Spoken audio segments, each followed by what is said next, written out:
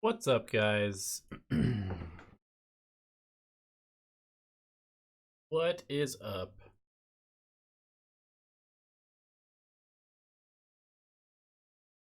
Hopefully the Raptors, because the Warriors have already won.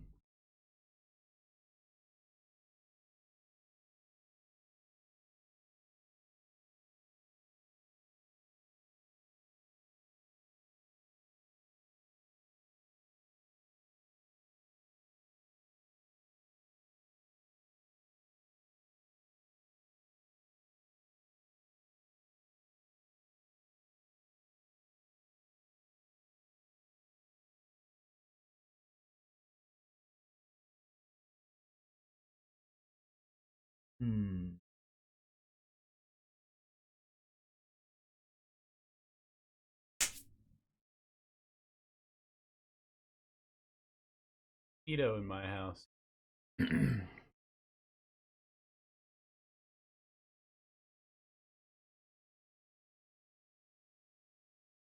Sorry, guys. I'm just trying to find where our last replay was so that I don't skip anybody.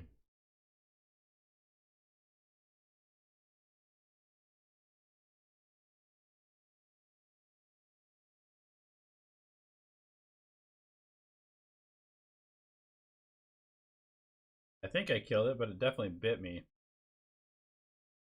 Asshole.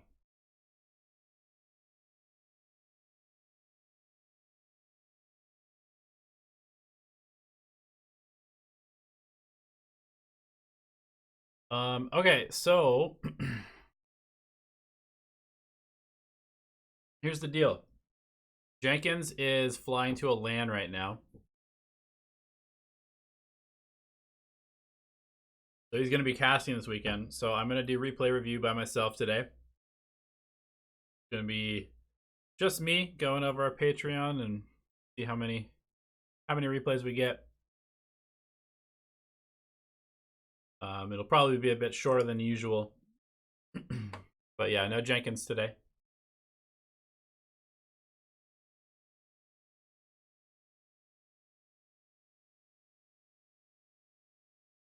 But you know what? The show must go on. So here I am.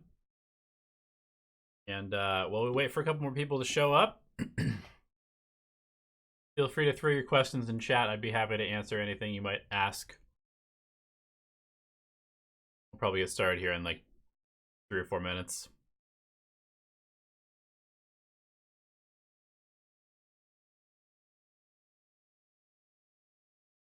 What's the best hero to rank up for position 2 this patch? I mean, first of all, it's not really about the heroes, but if you want to actually look at it, see what people are picking. It's always kind of interesting to see what people are picking. So let's go to meta, win percentage, and divine immortal bracket. We've got mid heroes such as Meepo. Not really necessarily the best. We've got Templar Assassin. That's probably the best mid. One of the best mids for sure. Got Broodmother. Definitely one of the best mids. And looks like Viper's still a pretty high win rate. Arc Warden, I know, is definitely a really good hero. But yeah, it's probably one of those 3, to be honest. Like TA, Brood, Arc. I know Shadow Fiend's getting more popular. Alchemist is probably pretty good. Something like that, I guess.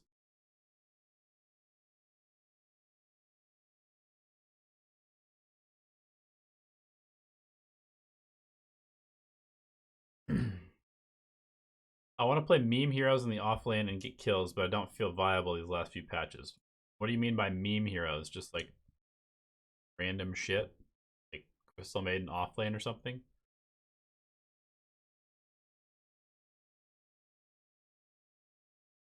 How to build Monkey King stacks without creep aggro.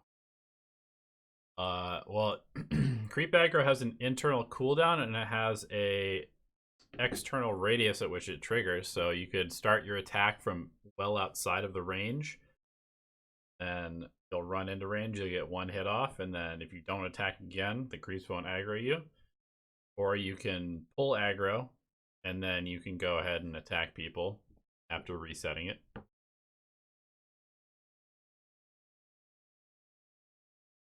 Would I consider OD a good hero? I mean, he seems good. It seems pretty strong, but he's also got like one of the lowest win rates across all brackets. So I don't know, but I I would have to imagine that having passive mono regen is just really good. Naga seems good. Aside from the fact that you can lifesteal off of illusions now, I think that the fact that illusions can lifesteal could potentially benefit Naga, and Naga was pretty good last patch anyway. Why is Tinker not picked in pro matches? I don't really know. I probably just because the hero is very susceptible to getting deathballed on and crushed within the first like 15 minutes of the game. Heroes like Storm have been relatively popular lately. Quap is very popular. And he just doesn't really win you the game. I mean, he does, but he doesn't. You know what I mean? Have I seen Miracle's 1v5 Rampage? I have seen it. Is Dusa still top tier?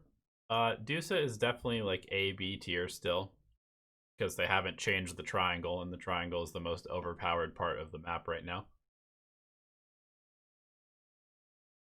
Do enemies see heroes' backpack? Yes, they do. You can see people's backpack.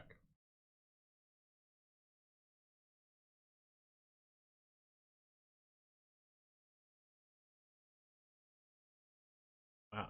This can't be updated yet. Definitely not updated. I like looking at trends. What's up with the trends this week? This is updated a lot more regularly. Chen, 9.8% win rate increase. Ridiculous. How long is the creep aggro reset time? I don't know off the top of my head, dude. You can just look up creep aggro on like Gamepedia wiki, and it'll tell you. Most of the information that you guys ask about, like specific stuff like that, you should just Google it. Nobody's an encyclopedia like that.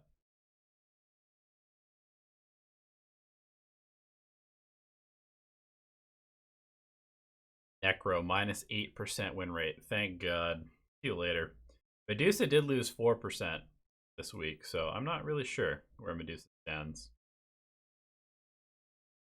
But anyway, who's my pick for winning TI?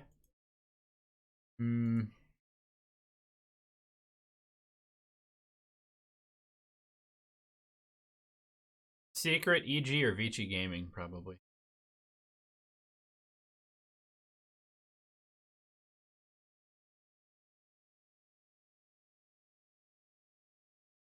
Now that sentries have a cap, what is the best way to utilize them?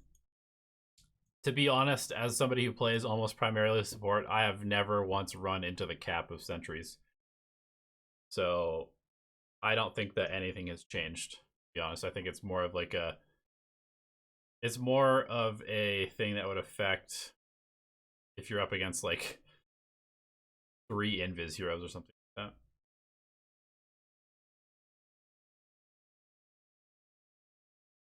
Beast is pretty good.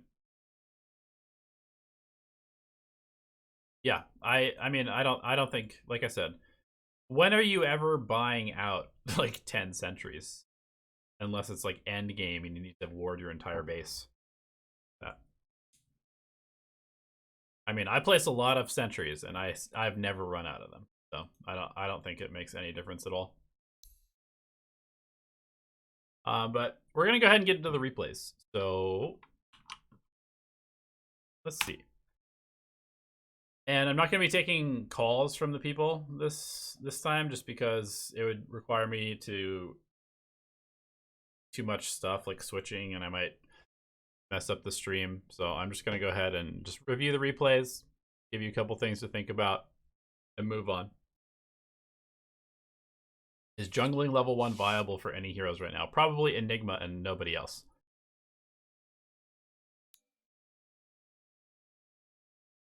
Probably Enigma, and nobody else. Okay, so this replay is by That's So Dimitar, and he says, I played the offlane DK and feel like the lane went well, although I should have thought pulling waves more and was lucky their disruptor didn't do anything to try and counter us bullying the Sven. Around 16 minutes, we want to fight mid and push to take their tier 1 mid. At that point, I had Vlad's drums and had my ulti on, so with me plus Dazzle, I felt we had enough sustain to keep pushing, but EARTHSHAKER wanted to back and keep farming. My team went with him. At 21 minutes, we win another team fight and take their tier 3 top.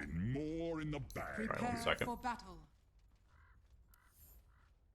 We take their tier 3 top and backed again. From there, it seemed like we just slowly lost the game.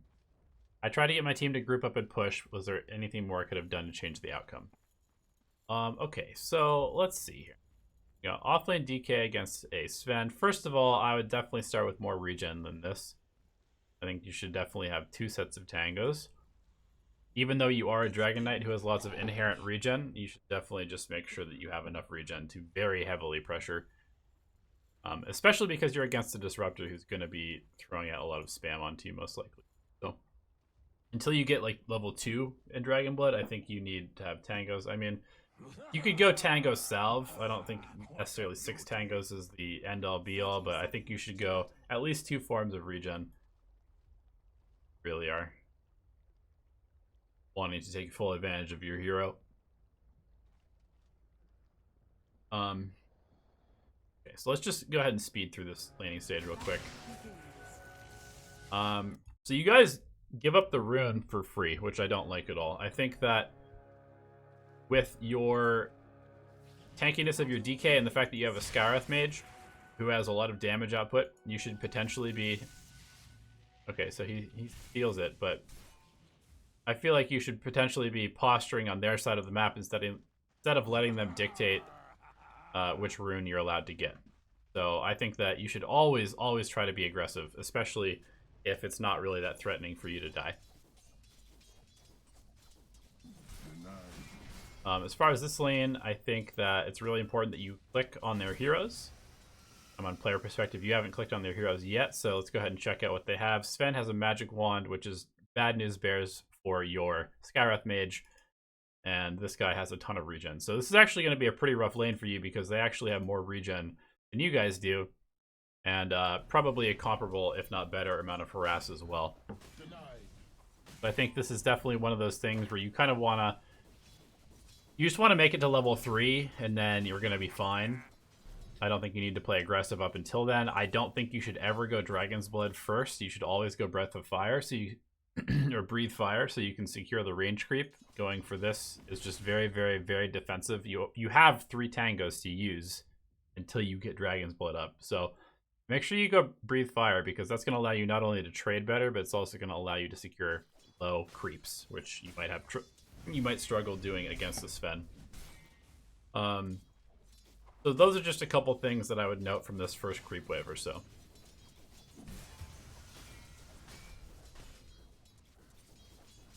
Go ahead and put up last hits and denies.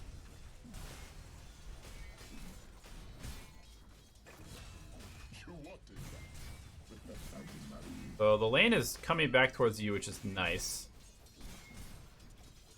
That's good. You definitely missed a range creep here, though, which is not good. Remember, range creeps are the most important creeps, and they have been getting continually buffed to be even more and more and more important. So missing a range creep like that is definitely not good. Again, we can't see the range creep, and so you get it denied. So you need to... We actually made a video on this. Jenkins made a video on this as far as your camera positioning. You have to be extremely careful with how you position your camera, and so far you've missed at least 2 range creeps because you're centering your camera on your hero and wasting a bunch of space up here. You know, there's nobody threatening you from up here, so you might as well just have your camera centering on the most important things, which in the laning stage is probably the range creeps. So then you go 2 points in Breathe Fire and 1 point in Dragon's Blood. Again, I think that you should probably just go 1-0-2 in this lane because you need the regen. You didn't bring enough regen. However, they're not harassing you, so maybe the 2nd point in Breathe Fire is probably... I would probably be telling my Skywrath Mage to pull the lane or doing it myself, because right now you can't really pressure them. They're just sitting under their tower farming happily. You guys have a very dangerous spot to be standing at. Skywrath Mage dies as a result. And this is just a generally very passive laning stage, you know, which is okay, but you want to get better at offlane especially. You need to be playing very aggressively and pressuring the enemy safe lane. So you do push up the lane and you get the bounty rune, so that's good. Anyway, let's go ahead and skip to about 19 minutes in, where you said there was sort of the first thing that you didn't like. I guess you take the mid, and then you back. That seems fine to me. You have Midas Vlad's going for drums. I don't love the drums this late. I think it should be like Treads drums, and then some other item like a blink. Right now, you guys have no initiation, so having initiation is really, really important. You guys have an M already. Ricky, I guess, 18 minutes in. How is this guy level 15? What is happening? Oh, it's a mid shaker. Okay. Still, I don't know if I would buy a gem this early into the game. I don't feel like Ricky's a problem whatsoever. Anyway, I don't love the Midas. I feel like, especially against a Brood, you're kind of asking for trouble if you go for these farming items, especially because you're a hero that could fight the Brood relatively easily. I would love to see something like a Crimson Guard super early on. Just become this absolutely unstoppable tank. And then you just run down towers every time your ultimate's up. So I don't love the Midas at all. I think that if you went for, you know, Drums Vlad Crimson, then there's actually nothing that can stop you from just running down towers. You have Sustain behind you. You've got a very farmed Earthshaker. You've got a Viper, an Atos, and you've got all this extra damage from Sky. So I don't think you should be concerned with your own farm this game, because you don't really necessarily want the game to go late. You guys don't have any strong late game carry. You're against a Sven, a Brood, and a Ricky with very good support. So I would be looking to just kind of do what you're doing now, which is Death Ball. But to do so, you kind of need to make sure that you're itemizing in a way that supports that. Let's see. Does anybody have any detection besides the gem? No. So I also think that just having some dust was probably enough. Anyway. You guys take a good fight. You're going to take this tower.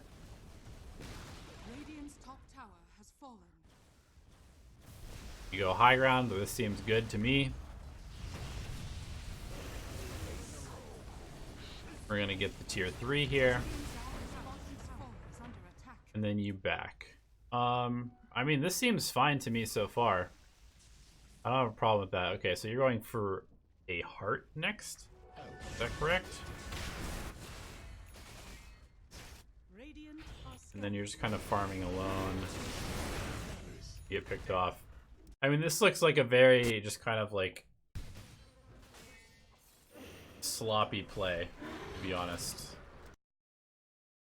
Like you guys back off. You don't have any of your stuff. You're going for a heart, so you don't have buyback. You don't have any full item complete.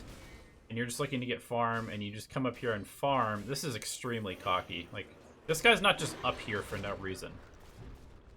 You have to know that. He's not just up here for no reason. So, you just cockily try to farm. You're going to get punished for that. That's 100% your fault that you died there.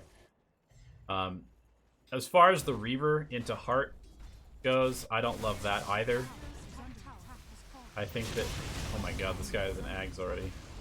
What is this game? How do people have this much farm? Ridiculous.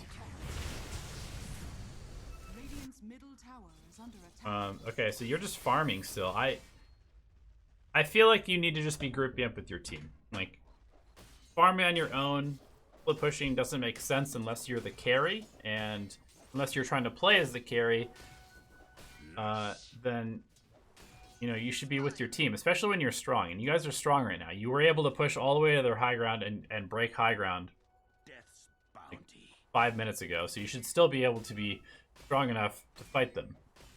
If you look at the net worth, you guys are 8k ahead. Going for a heart here is just a big mistake. This should be, like I said, it should be a Crimson Guard, and if anything, if you want a strength item, you should be going for a Halberd, because Halberd completely counters the Sven at this point in the game, completely counters the Brood at this point in the game, completely counters the Riki at this point in the game, and would allow you to continue to frontline for your team. So, like, they need you to be in front, and you're playing as if you're not a Dragon Knight. Again, you don't have any Blink Dagger, and you're just split pushing, you're like avoiding fights, you're running away from everything, as if you outscale the other team, which you don't, and you're going for items as if you were like, I don't know, you're just playing this as if you're like a Phantom Lancer or something like that, which you're not, so it doesn't really make any sense. Basically, moral of the story is I would go for much more mid-game items and play a lot more aggressively and just tell my team, hey, I'm strong right now, let's walk down a tower, let's go kill these guys. And if you don't do that, you're going to lose this game in the long run, which I'm assuming what happens. Yeah, actually, somebody in chat says Radiance is an option. You know, it's an option. It's more an option as like a mid Dragon Knight. I think that once again, your team doesn't really have the best source of initiation. You're a really good initiator, so having some initiation from your Dragon Knight is extremely important, and then having tanky items. I don't think that you need to be the damage source, so I don't necessarily think that Radiance is the item this game, although it would be decent in the later stages of the game. The Heart is just not a good item, you know, at that point in the game. So that's the feedback.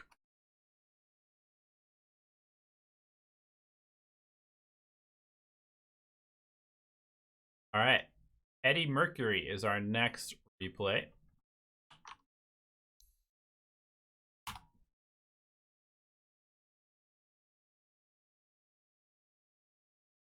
And he's playing Grimstroke. Looks like this is an absolute stomp.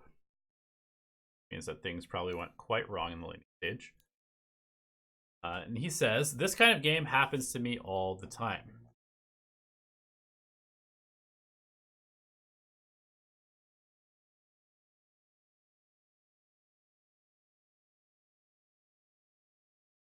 Where'd it go? Okay, this kind of game happens to me all the time. Please let me know what I could have done in lane to not lose it as hard. Please let me know what rotations I should be making. I feel like I have no idea what I'm doing the whole time. I tried pulling, tried rotating to a better lane, tried buying sentries off of cooldown. I sound like I'm complaining. I'm sorry. I'm just at a loss. Hey, man. Sometimes we've all been there. I don't know what I need to change. Please help me. I might also just be bad at Grimstroke. I lost my last 11 games on him. It sounds like you are still learning Grimstroke, so that's part of it. But let's go ahead and look at this.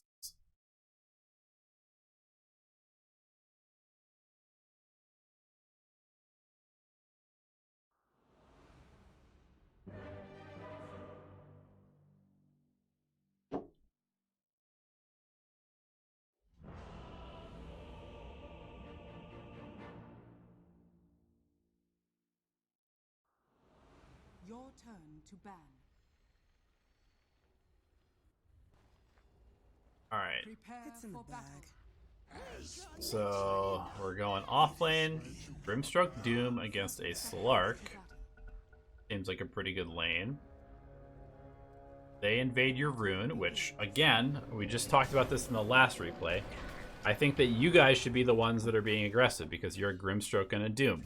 It doesn't make any sense that you're allowing a weaker hero like Slark to invade your side of the map. Avenge and Slark are not good at trading at level 1, so you should definitely be the ones being aggressive, posturing aggressively, even against the Mirana, the Slark, and Avenge. I feel like you can pressure them enough to be able to snipe at least one of the runes, if not bully them off of both. Unfortunately, this guy pre-skilled Devourer, it looks like, so you didn't have any damage. So it's kind of his bad. But yeah, positioning-wise, you guys should be playing over here. And you need to make that call to be like, hey, we're strong, let's go take their rune. Okay, so they're tri-laning.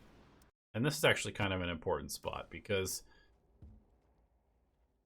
it looks like you see them, and then you just immediately go to cut the wave. I don't like this at all because you know where they are.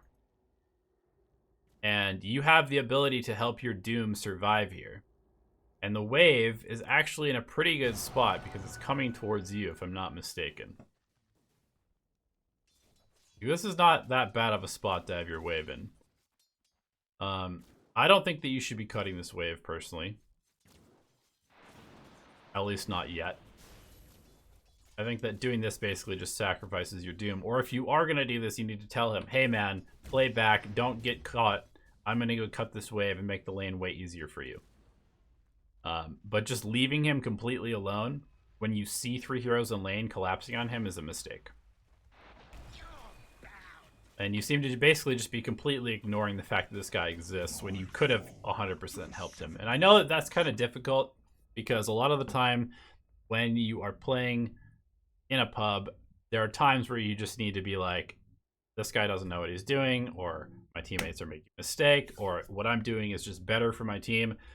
But there are also times where you need to be aware of what is happening and be like, hey, I could probably affect the situation positively. It's not like you need to just play your game and let everything else happen. You need to actually be looking at the game actively and think about, can I positively impact the situation that's going on right now?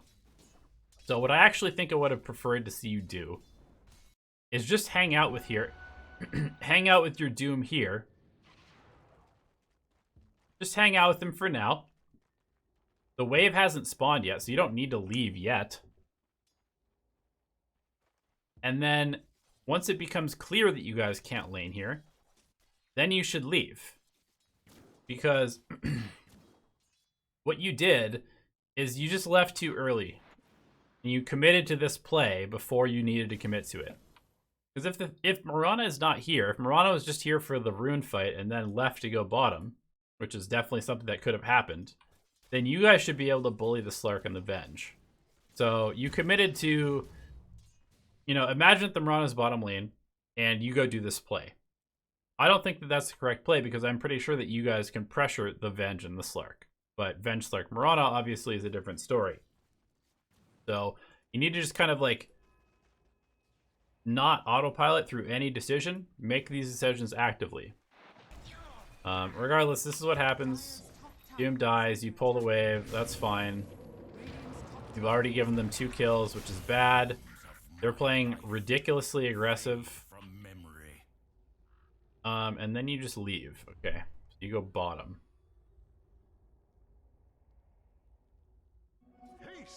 Now, this trip to the bottom lane, it's really important to see what's going on over here. So Batrider is level 3. He's got the creep wave right under his tower. Can you really positively impact this lane, is the question. And my answer is probably not, to be honest. Again, this is a very situational thing. I don't really know if you should be in this bottom lane right now because I don't feel like you can actually help against the Batrider very much. And now, I mean, now this situation is really bad because you're level 1, this guy's only level 2, and Bat's almost level 4. And now there's a tri-lane against your Drow, which is like the worst case scenario for your Drow. Your Drow is gonna lose the lane anyway, but now she's gonna lose it super hard. Yeah, so I mean, you just don't really know what you're supposed to be doing, and that's fine because this is kind of a difficult thing. But I think you probably should have just stayed top and continued to pull this lane for Doom, just over and over and over.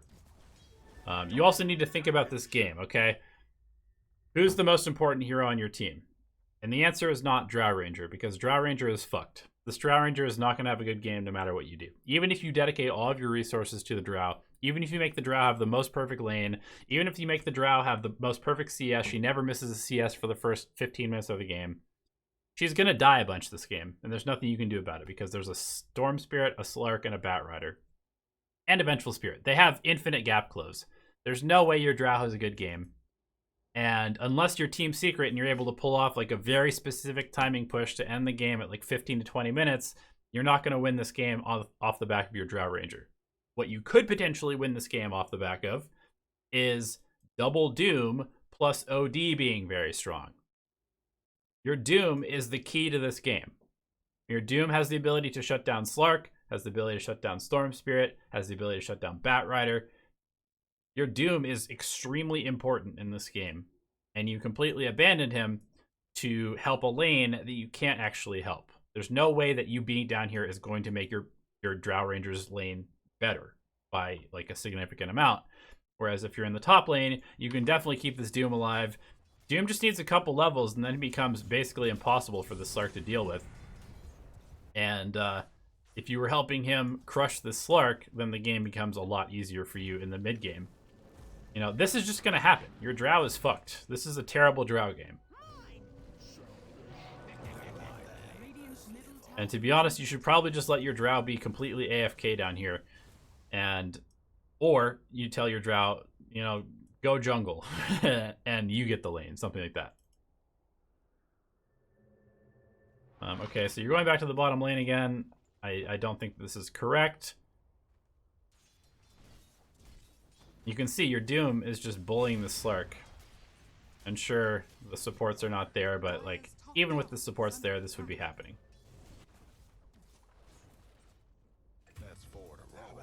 Okay, so you're just kind of stacking. You're trying to be useful.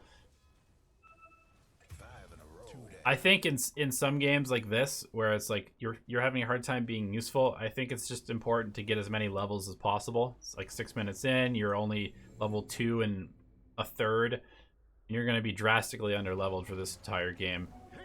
So this is good, you know, stack, pull, farm. However, it's probably not good against the Batrider, because you know what Bat loves to do? He loves to dive people, and he's going to be diving your Drow under tower constantly, and you've just enabled him to do that by pulling the creep wave. So this is one of those, you know, this is kind of an interesting game, because in a lot of games, the correct thing to do is pull the second wave for your offlaner, which you did in this game, but was probably the wrong thing to do in this particular game. And the correct thing to do in most games as the safe lane support is to stack and pull, and allow your carry to just basically farm under tower or right in front of the tower. However, in this game, it's not the correct thing to do. So you've done two things that are good in most games, but are very, very bad in this game. And that's just, you know, one of those situational things that you need to learn by experiencing it and then continue to think critically about when you're playing the game. So right here, I also would encourage you to not have the mindset of this, where you're like, okay, well, my Drow's not getting the farm, but I'm a support, so I'm not going to get the farm either.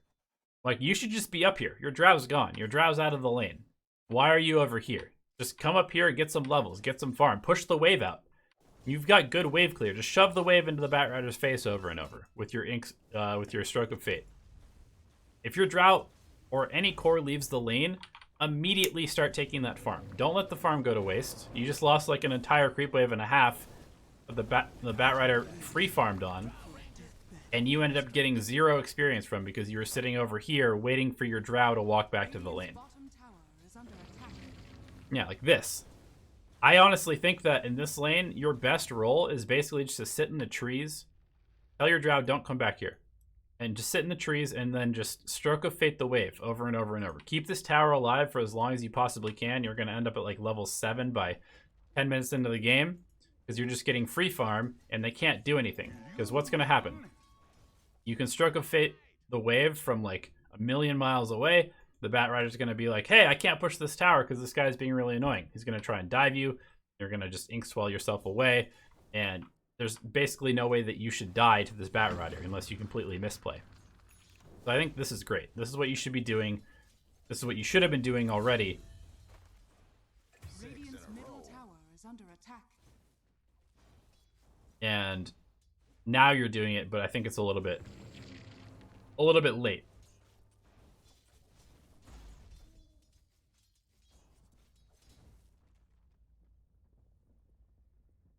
Because, like I said, this game is going to be determined by your combo. Soulbind plus Doom. That's how you guys win this game. And you can see the rest of your team's doing fine. So as long as you keep this tower alive and you keep the Bat Rider occupied in the bottom lane, things are pretty good. Like, sure, it's 2-9, but this game is not out of hand yet because your Doom's actually doing fine. And everything's going well, except you're super underleveled. You should be flying yourself out some clarities.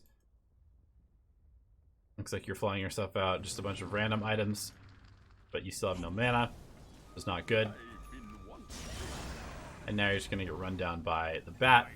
But, you know, that's not that bad, except for the fact that you couldn't use any of your spells to survive there because you had no mana, because you didn't send yourself any mana. But yeah, I mean, I think that you played these last, 3 to 4 minutes probably pretty fine. Dire's structures are fortified. Unfortunately, your team is kind of feeding. Radiant's bottom tower has fallen. I think around now is when I'm going to start buying sentries to deal with the Mirana. Okay, you've got some sentries. That's pretty good. 7 in a row. How about that? Somebody's on a roll. You have a TP. I didn't see you look top at all. Go back. Okay, so you push out mid. Not looking top. Not sure why we're not looking top. Okay, look top, look top, look top, look top, look top, look top. 7 in a row. How about that? I feel like you should just be showing up for this. Like, they're diving your Doom under tower. He's got Doom coming off of cooldown. This guy has 1200 HP. Yeah, you should be there. You should be there. And you should tell your team, TP top. But yeah, I mean, they're just gonna snowball on you. It seems like you guys are all just kind of playing solo at this point. Everybody's scared. Everybody's scared of the fact that they have a Storm and a Slark and a Bat. Which is fair, but at the same time, you're only 13 minutes into the game, so there's not a whole lot to be scared of. You guys should just be grouping up around your Doom. Every time Doom's off a cooldown, you should look to kill the Storm or the Slark. Use smokes, buy detection, buy dust. Stop letting the other team dictate the pace when you guys are actually quite strong. Nice to know. Radiant's top tower is under attack. But I mean, yeah, you guys are kind of in recovery mode from the beginning of this game. However, as you can see, you guys have plenty of damage. You can still definitely win this game. It's just a matter of making your team actually play together, setting them up for success with smokes and stuff like that. Dire's middle tower is under attack. I think that's probably the most important part. Radiant's top tower is being denied. All right, let's move on to the next one.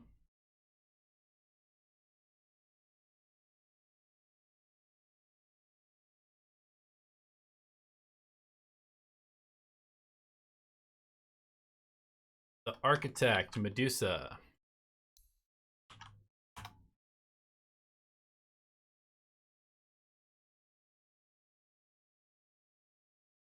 Medusa game went well. I focused really hard and it paid off. I would like a harsh critique of this replay so I know what I did wrong, even when I'm 100% concentrated. I feel like I got away with a lot of stuff I shouldn't have this game, and I want to know if I made any decisions that were completely stupid, but somehow I didn't get punished for. Also, could you say what you think of my MMR based off this replay? Your MMR is exactly what it is, Crusader 2. I want to know what it could be if I fully concentrated every game.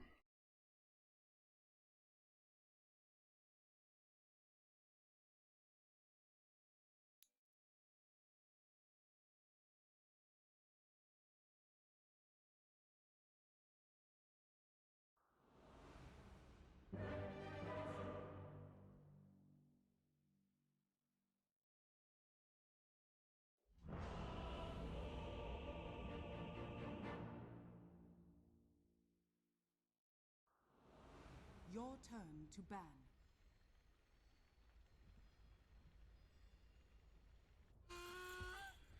Okay, Prepare for battle. so we are Medusa mid 30 seconds. against a troll. The battle begins. Now we're gonna.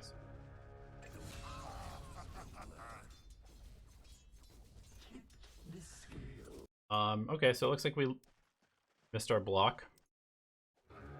Go back and look at that.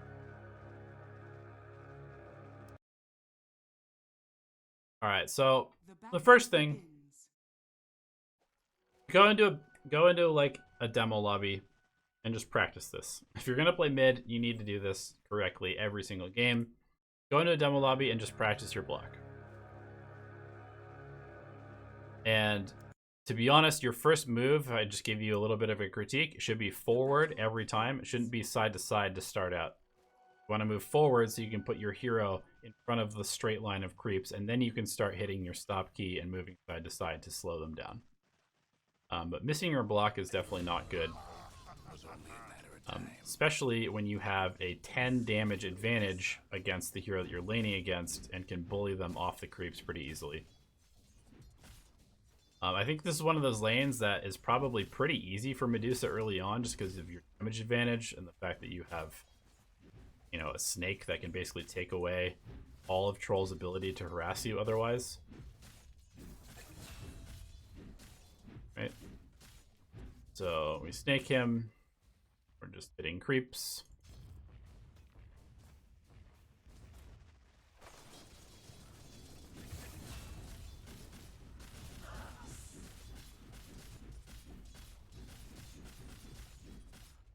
I definitely think that you should be playing a little bit more aggressively on this guy. Like right now, you know, you could hit him a couple times. We aggro pull once, we aggro pull again, that's good. Gonna get the deny, this is good so far. Now we have a big creep wave in our face. Last hits. And Troll is just on. Radiant's middle tower is under Okay. attack. So, yeah, okay, we're just farming. Fun, I think that you can definitely bully him every time he comes to lane. Not sure if this is standard. Split shot standard at level 2? I don't know. Or at level 4. I suppose it's not bad if you just want to push out the lane and farm over and over. Get your stack off, that's pretty good.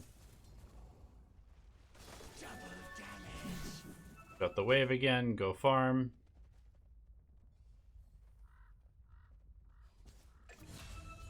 I definitely think you should just be farming these instead of just sitting there waiting for the stacks to happen.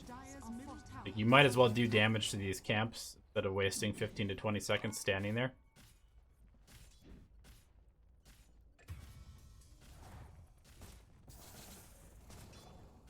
So now we're farming the camp. And I don't like this decision at all. Because the creeps are meeting here and now you decide to go farm. So I don't know why you're not just up here farming this like a normal mid hero. I wouldn't feel in danger. It's not like Troll has any kill potential on you at the moment.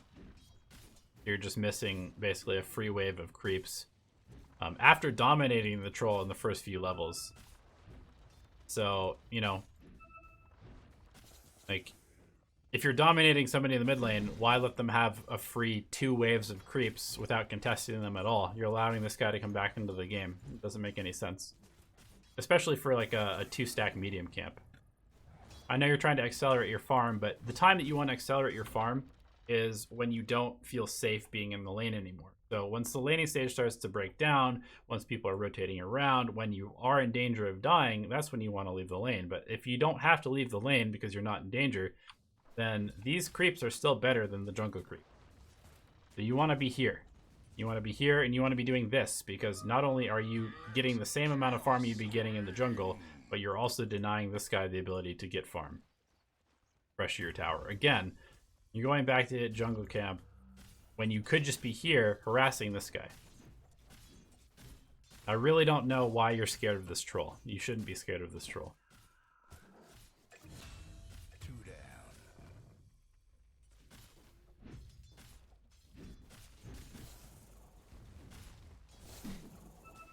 Push out, you go farm. Dire's top tower is under attack. Radiant's middle pretty good acceleration. Dire's bottom tower is under And attack. I guess here's the other thing too, is like, if you're just planning on shoving the wave and going to farm the jungle, I don't know that I necessarily need Wraith Bands.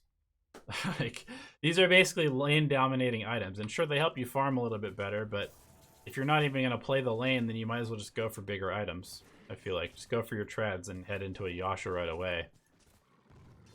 But again, I definitely think that you could be playing this lane. Dire's middle tower. I really don't like the fact that your tower is taking damage right now for free. This doesn't make any sense to me.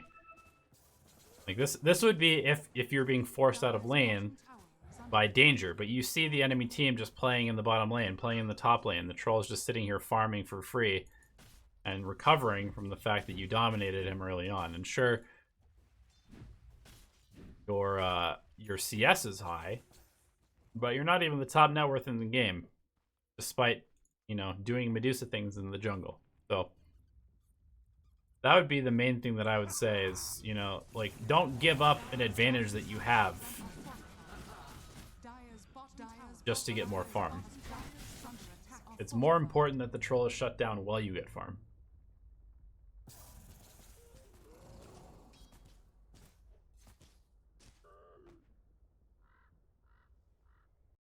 We'll just skip a little bit ahead. Somebody's cooking.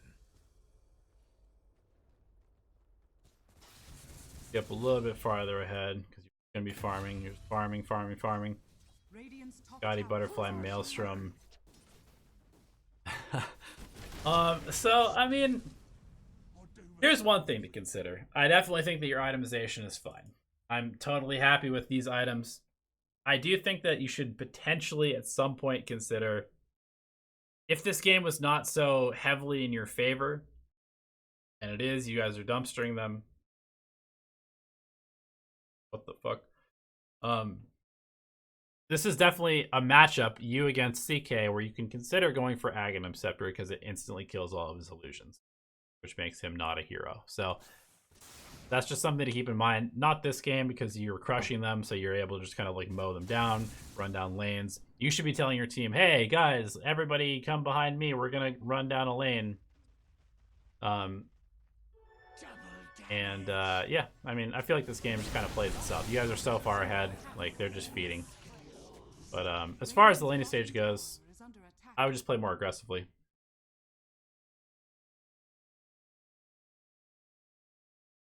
But I mean, I think that your stacking and your farming patterns were good. It's just a matter of when you do them. Obviously, you outfarmed everybody by a huge amount in this game, and it shows that you know what you're doing as far as stacking, farming camps, that kind of stuff. Again, I just think that you probably could have taken the mid tower earlier. You probably could have pressured the troll more, and that would have really dumpstered him even harder than he got crushed in this game.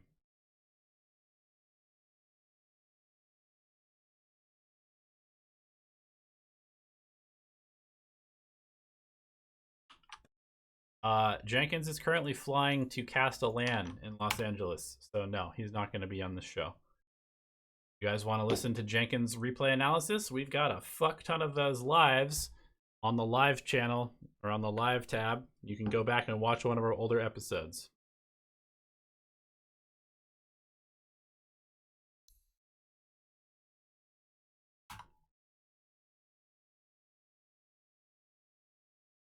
Missed one of yours.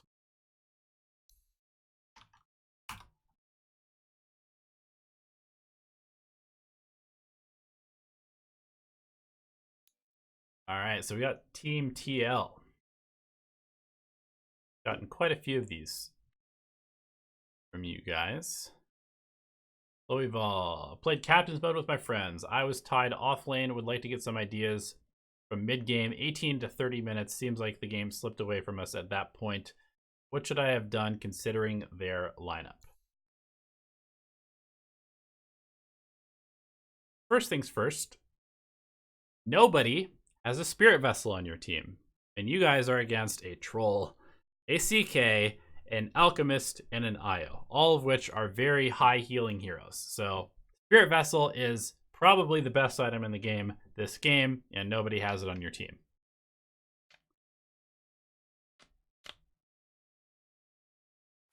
Seconds remaining. But let's go ahead and look at the draft real quick. That's always kind of interesting.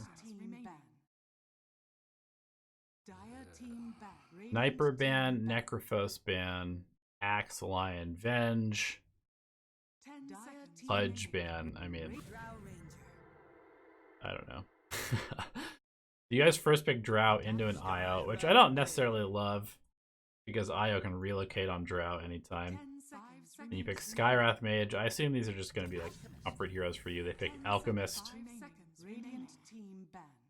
You guys should definitely punish this Alchemist with somebody that shits on him in the mid lane, like a Bloodseeker. Tidehunter is definitely not the hero that shits on Alchemist. Warlock is definitely not a hero that shits on Alchemist.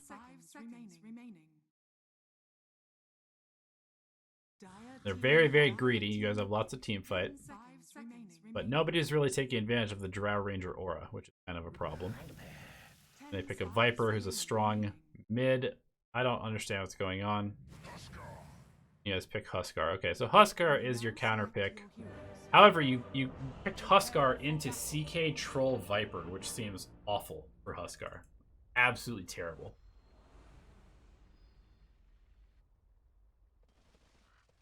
So I'm not really sure what the plan was.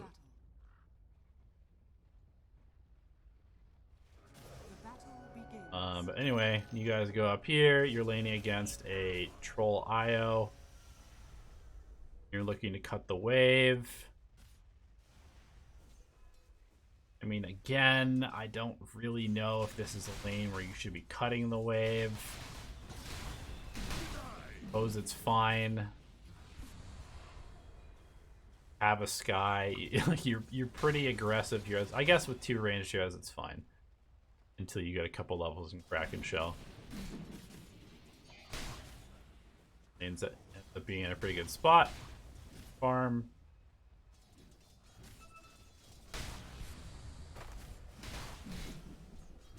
I would probably tell my Sky just to not waste his mana.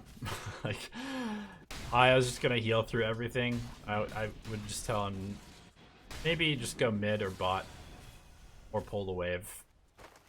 Like, you could probably just shove this wave into their face and side pull over and over, because you're not going to kill them. You don't have enough harass to get through the Aya's regen, so you should probably just shove the wave and side pull over and over and over and win on experience, and then have, you know, once you get Ravage, then you could maybe go for a kill. But wasting your mana just by dumping a bunch of damage into the IO and Troll is not going to do anything for you in this lane.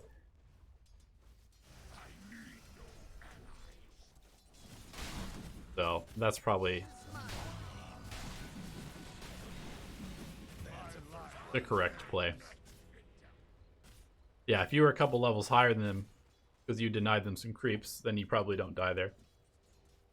But anyway, let's go ahead and skip to the point that you wanted to look at, which is 18-ish minutes.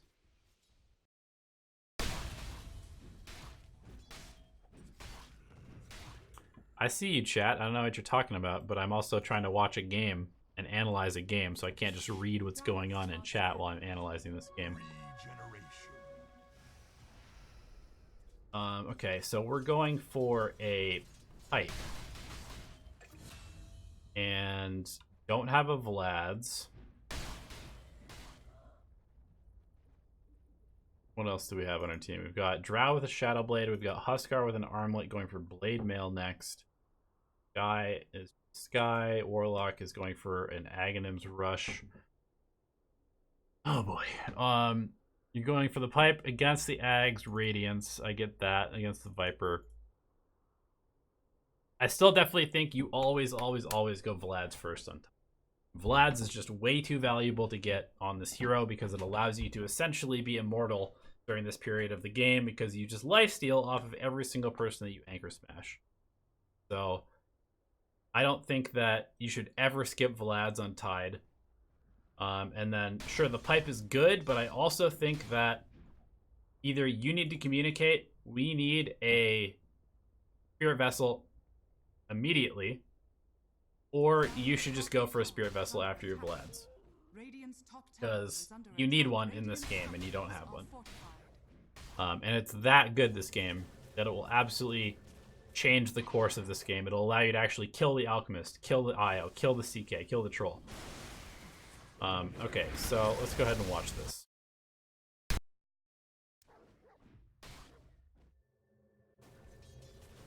You guys, you TP in vision to the top lane, so you're giving away information to the other team. They know you're here now. And knowing that you're here, they decide to take a fight against you.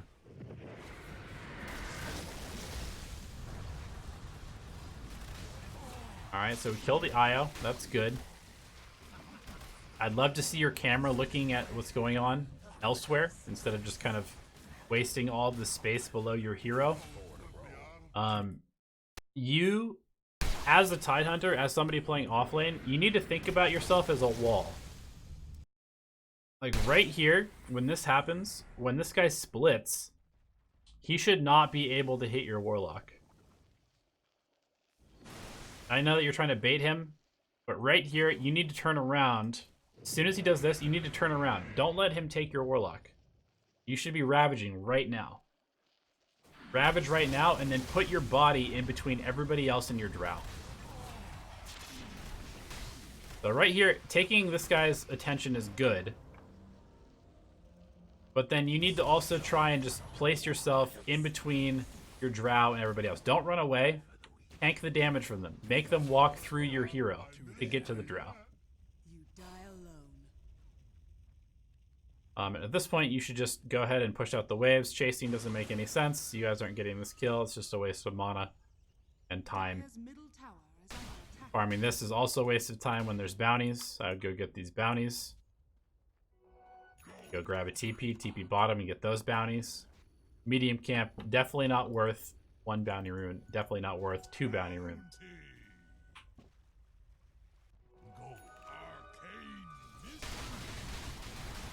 Okay, so we don't have Ravage up. We should probably just be farming jungle. I guess pushing out the wave is fine. But you don't want to be taking fights without Ravage. End up getting caught out.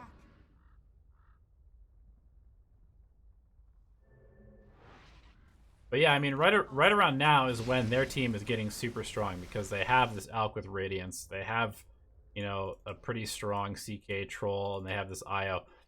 So completely eliminating the fact that they have this strong sustain lineup with the Spirit Vessel right now would be really game-changing. So you're going for Guardian Greaves next, which I really don't like this because you already built Phase Boots. So you're going for Greaves after you already have Phase. You need to decide, am I going Arcanes into Greaves first item, or am I going Phase, Vlads, and other auras? And in this one, you tried to do 2 different things. You tried to go Phase into auras and then into Guardian Greaves, which doesn't make any sense.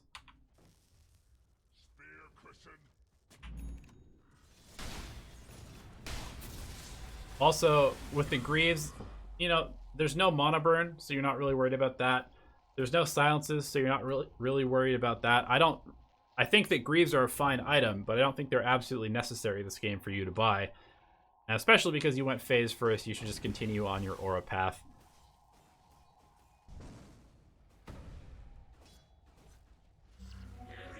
I also would highly recommend considering buying a Force Staff at some point this game to get out of the Viper, save your team from CK, that kind of stuff.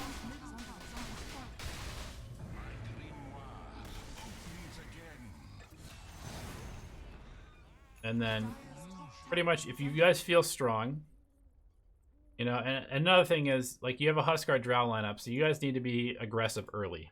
So every time that you have Ravage off a cooldown, you should be looking to try and push their base, essentially. You should be like, hey guys, group up behind me. We have the tools that we need to go high ground or to take their towers. And then you should just try to do that.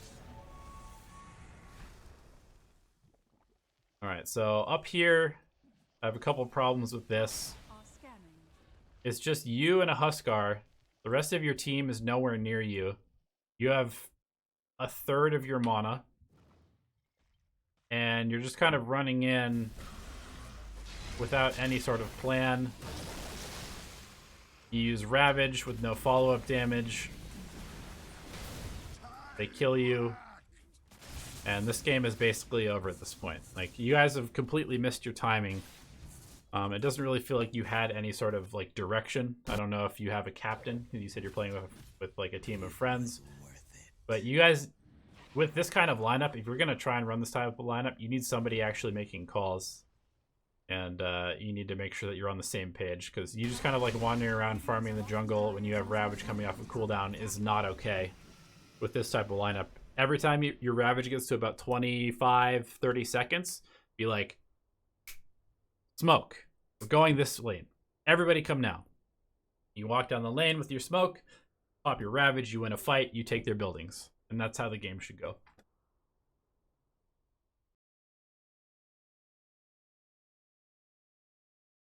Any questions, chat?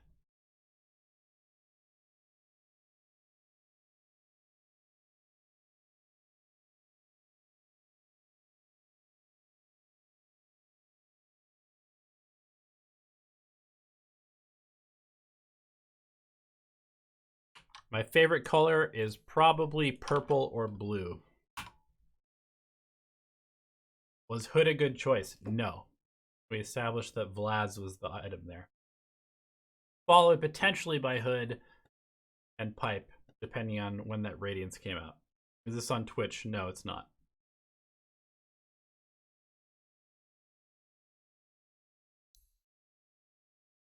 Alright, we've got King of Hell playing Skywrath Mage, going 18-4-11 and losing the game. That's kind of unfortunate.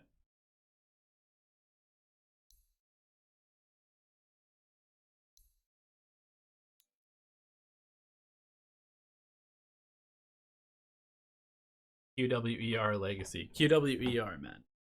Even though I played Dota 1, I don't remember that shit.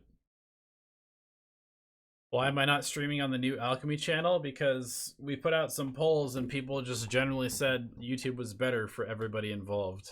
So we went with YouTube.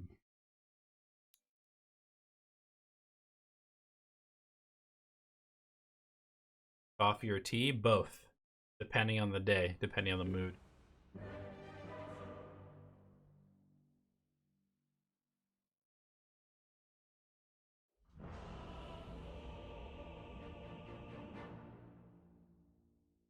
I want old TB, says Ark. Payday. This one is in so bad. Prepare for battle. Alright. So we're going to lane with a Crown, Clarity, and some Tangas. A little interesting to me, just because I feel like you can just buy crowns at the side shop anyway, so why not just show up with more mono regen? 30 seconds to battle. Especially since suicide into towers is worse than it used to be. Also, I think that you guys, again, I mean, hey, we just looked at this in like a 1K game and a 3K game. I kind of feel like you guys should be aggressive, because you have a Centaur and a Skywrath Mage, but you're letting them just dictate that the fight is happening at your rune, so you have no chance to grab their rune. And they just run up and steal your rune. So, I don't know. I don't like that. You're a super fast hero. Your Centaur has a good stun. I feel like you should be posturing aggressively against them. And then this play is pretty questionable because you're just missing an entire first wave of creeps. Why? Why are you doing this? Yay, first blood, but your Centaur just lost the lane to the Sven.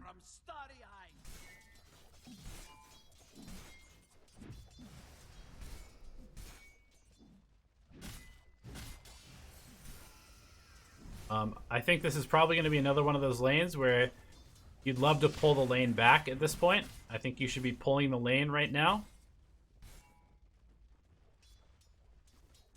I guess the lane's going to push into you anyway, so that's fine, I suppose, because it got split. But you guys want to keep the lane here so you can actually pressure the Sven. Depending on whether the Bounty Hunter stays in this lane or not, should determine whether you go for some sentries that you buy here. I'm gonna buy a couple of clarities. I'm gonna TP to the top lane.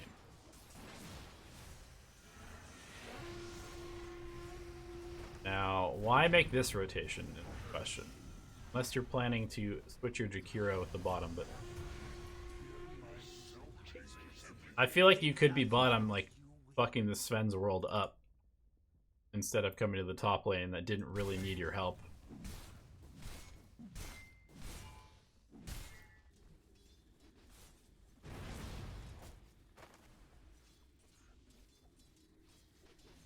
So now you're tri-laning with an Arc Warden. I would prefer to just be left alone. I don't love tri-laning with an Arc Warden. He really wants to get level 6 as quickly as possible and disappear off the map. I don't think that bringing another hero up here is going to benefit very well, especially playing into a Silencer as a Skywrath. That seems like not a good idea. So you're roaming. Come to the mid lane.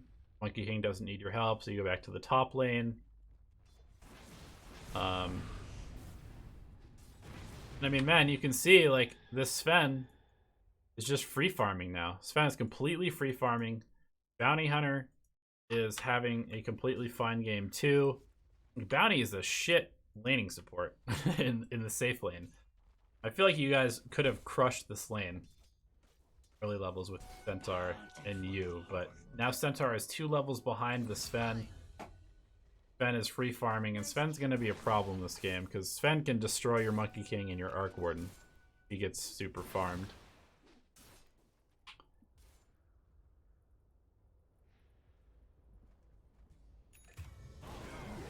Alright, so we're rushing our Atos.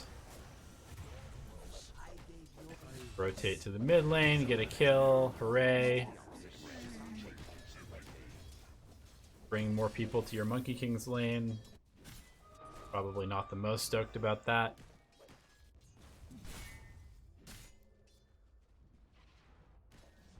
Now heading back to the bottom lane. You know, it's a little late to show up back here. Maybe you'll get a kill. Looks like you will.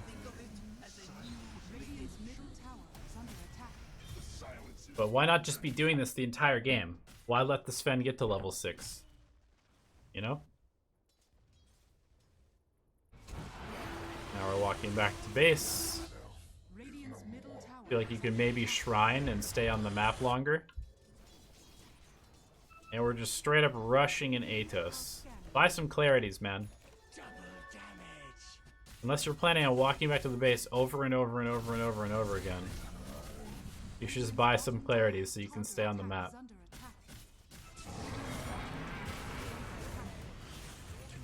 Dive, get another kill, get 2 bounties. It's a good time to do the dive.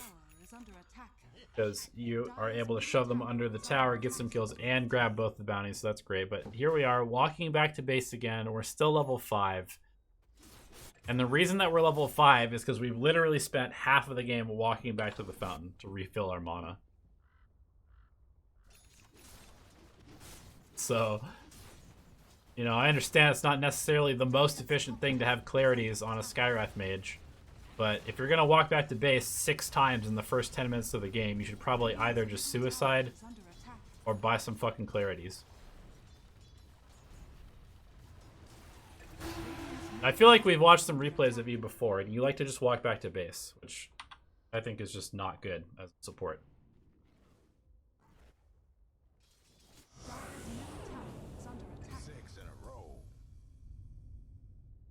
So we're just kind of hanging out, trying to get our Atos. We're waiting, trying to get our Atos. Very inactive during a period where Skywrath Mage is extremely strong. Because we're focusing on rushing this Atos. Okay, so your Monkey King fucks that up by not stunning. It happens. Get our Atos. And I assume now you just end up going around hunting people with your Atos.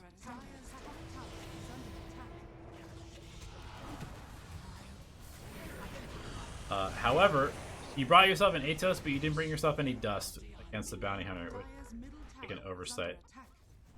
You buy Windlace instead of buying dust, which I don't like. Radiant's top tower is under attack.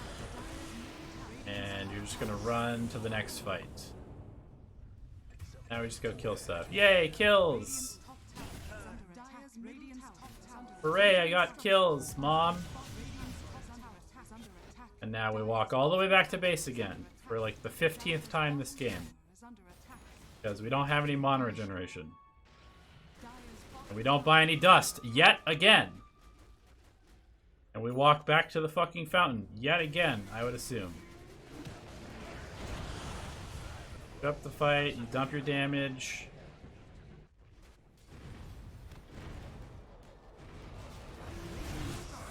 Yay, we got some more kills, Mom.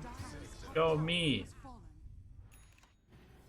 But we have literally 0 sentries on the map against a bounty hunter.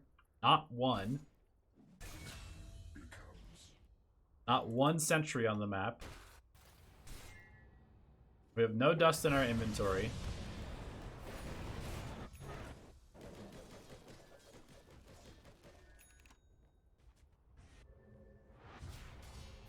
Hey! We got some dust! 18 minutes into the game!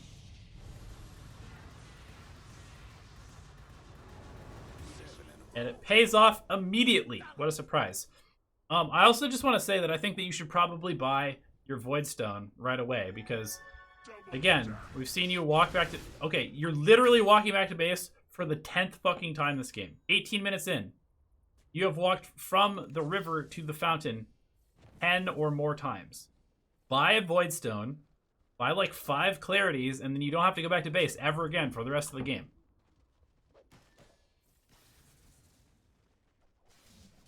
Plus, I mean, check this out. You're so focused on kills, buy an urn. It gives you mana regeneration. It allows you to heal your team so you can sustain pushes. It allows you to cancel blink daggers. It allows you to do more damage once you get a spirit vessel. It gives you armor so you don't get bursted by anybody on their team. And you get the fucking mana regeneration, which you desperately, desperately need.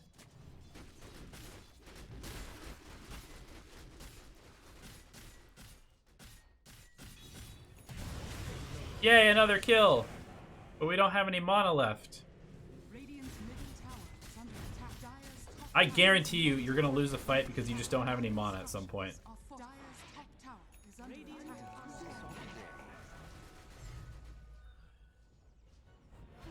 We're saving 2,000 gold, I guess, to buy Mystic Staff first.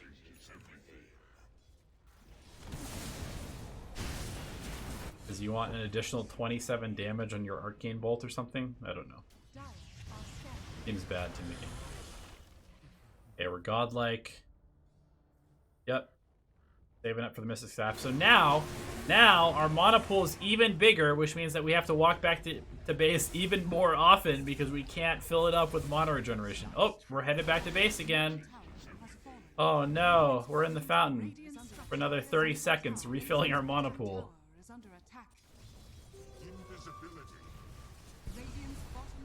I can't wait until your hero dies and we get to see how big your kill streak is and how big the gold is you feed away.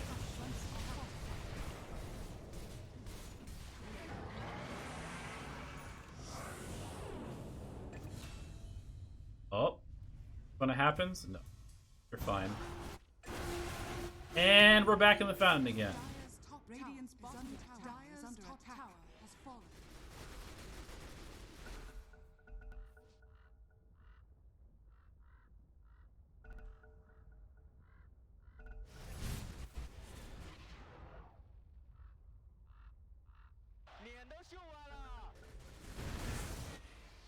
I mean, just imagine if you spent half the time you spent walking back to base, pushing out lanes. You'd have your Hex already. And you'd be like level 20.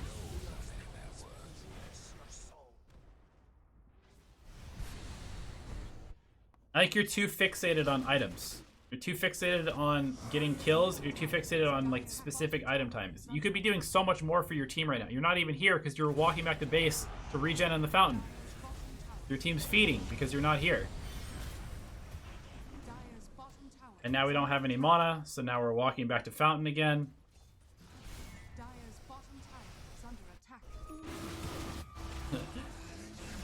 Your Arc Warden dies because you're in Fountain. Show up, get some more kills.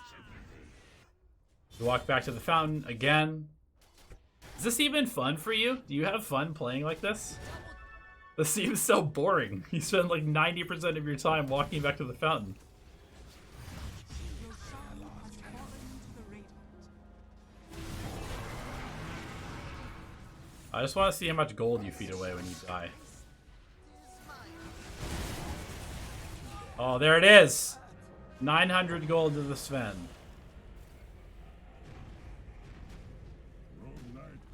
I don't know, man. That's some whack-ass play, in my opinion. And I'm not surprised you lost, because you never had any fucking map pressure. Every time you got a kill, you walked back to the Fountain, and your lands just got pushed out. I mean, your Arc Warden didn't play very well.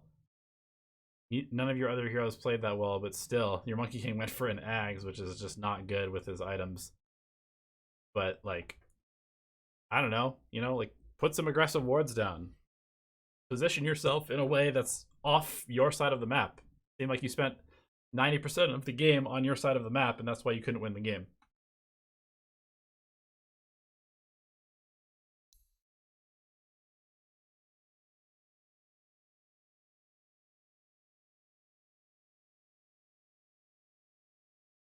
Alright, souls.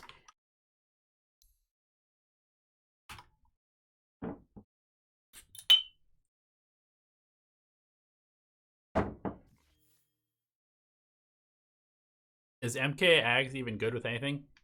I think it's probably underrated with Radiance. Monkey King Radiance, you just drop a little clone in the lane and it clears the wave. And then you disappear with your Radiance. Probably pretty good. Soul's playing Viper, winning the lane, and he says, don't let the final score deceive you. Quap took my mid tower at 5 minutes in. Normally, I'm used to playing versus players who just static the wave when I go stack.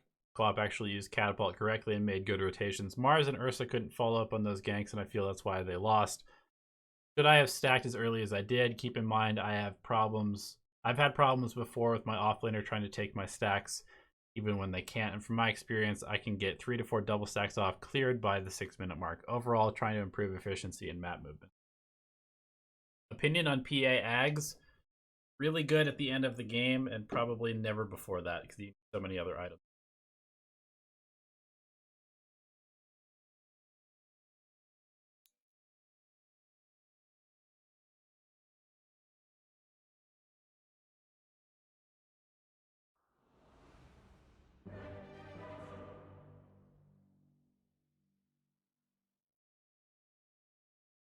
Oh, I do want to say one last thing about that last replay. It seemed like it was pretty indiscriminate who you were using all of your shit on. You'd just like ATO somebody and silence them and drop your entire combo on them. It didn't matter whether it was the bounty hunter, didn't matter whether it was the Sven, it didn't matter whether it was anybody else. It was just like the first person you see, boom, throw everything on them, walk back to base. So, you know, if you have this massive amount of power in your hands, which is the ability to solo kill anybody, pick the person that's the most important to kill and kill them instead of just whoever you see first. That's really important. This one's in the back. All right, so boots first. Prepare To for all my battle. cubs and kindred, it is most definitely in the bag. I don't know why you would go boots first.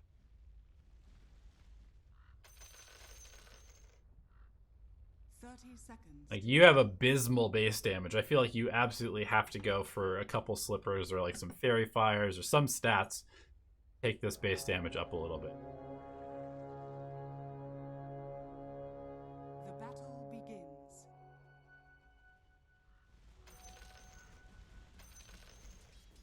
Nice block.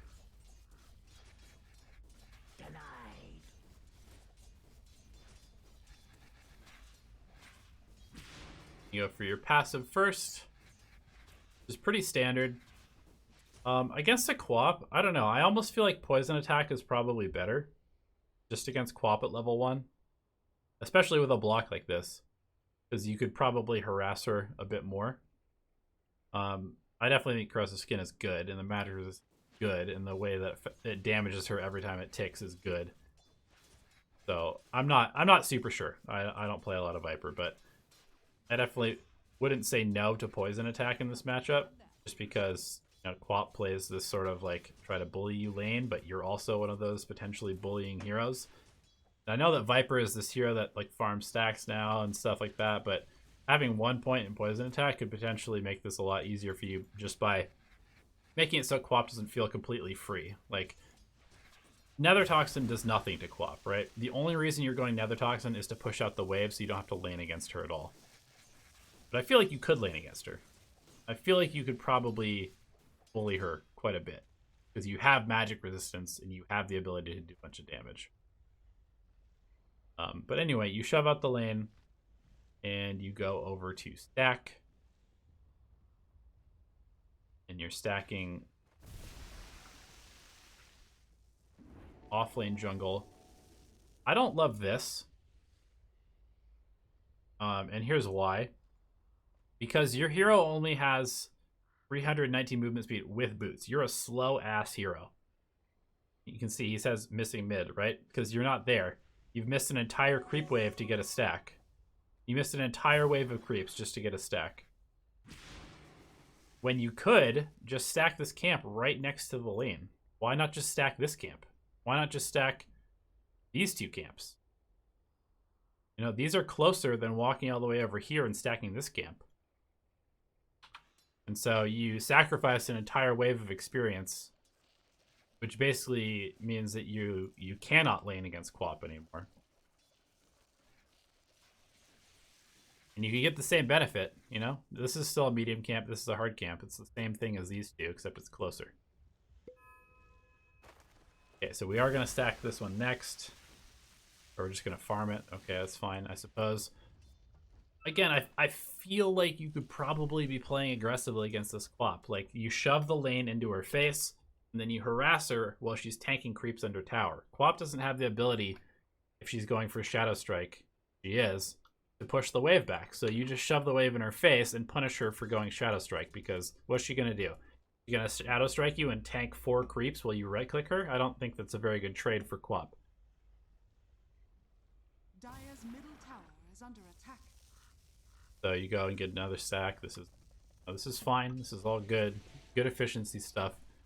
But again, I feel like you could just be like right-clicking this Quap under the tower, not letting her have a completely free lane, and also be getting just as much farm as you are. Dire's middle tower is under attack. Get a kill because she just feeds. Middle tower is under attack.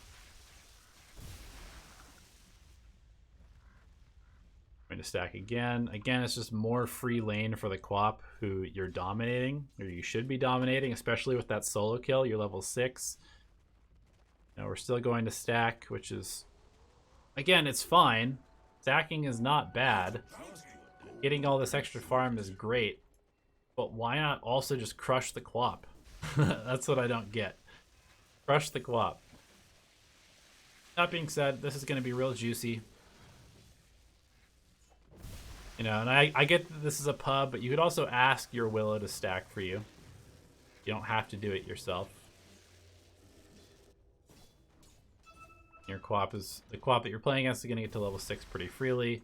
Again, we're missing another full wave of creeps to get some stacks, which I don't love, especially because this is the siege waves, and now it's like you're just losing a catapult for free.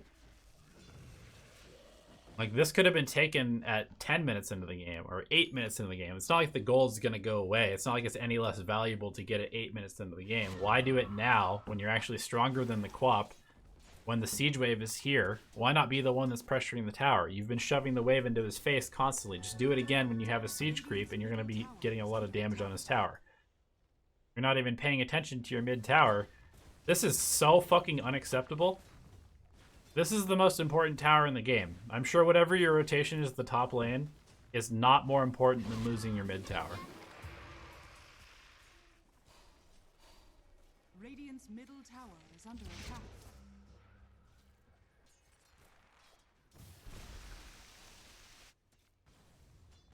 And if you are gonna do this, then tell your Willow, tell your Wind Ranger, go mid, take the farm. I don't want to be there. I'm gonna do something else. But losing mid tower at 6 minutes in the game, that was just entirely your decision to not defend your mid tower, which is just bad.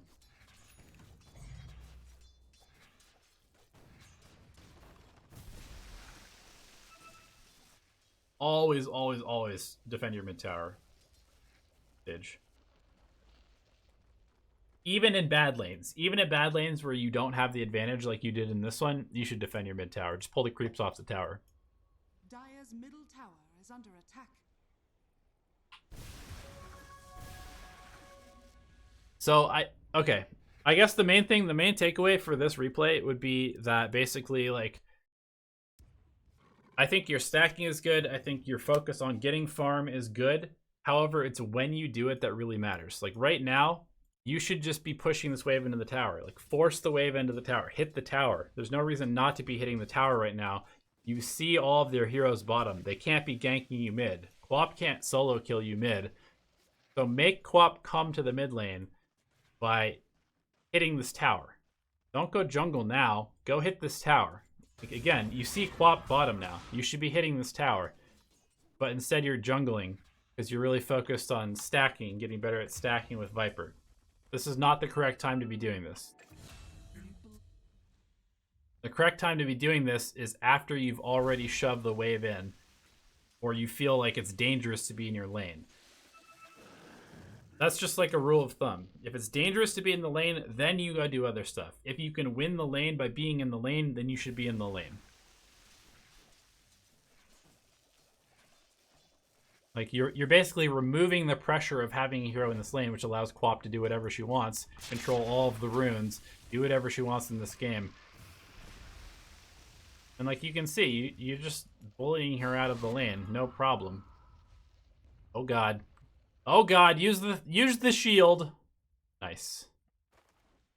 That was a little bit nerve-wracking.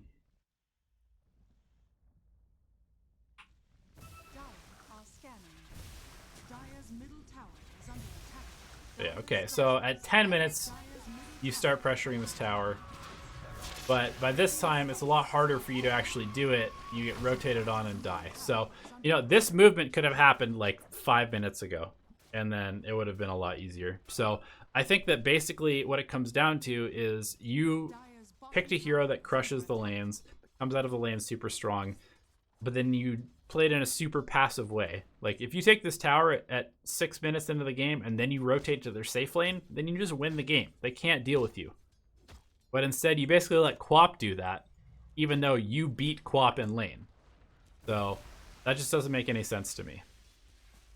And now we're in the top lane again. Mid tower's still up 12 minutes into the game. I'm actually curious when this mid tower goes down. That's all I'm going to look at for now.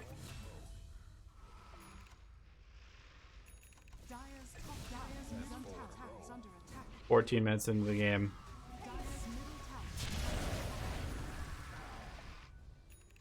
Radiant's middle tower is under attack. Fit for a queen. 17 minutes into the game. Hey! 18 minutes and 40 seconds into the game, mid tower goes down. And it didn't need to be like that. And that's a really big deal because this tower gives you access to all of this.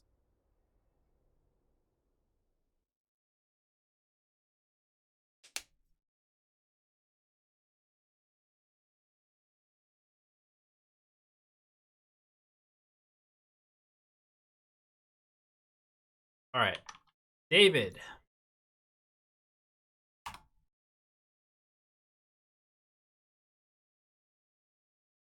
Five-stack pub game. Wow, this is quite the spread. Got Immortals through Archons in the game. David is playing Lion. I know our draft wasn't the best, but it just felt like we weren't executing very well the whole game either. I fed a fair bit and my positioning felt very bad throughout the game. I think I was paying too much attention to the rest of the team and not enough to my own hero during the match. Looking for general mid to late game decision-making advice. Okay. Go ahead and check it out. So you're a Lion with Tranquil Boots and a Glimmer Cape. Your position 5 Lion with a core Death Prophet, Abaddon, and EL on you.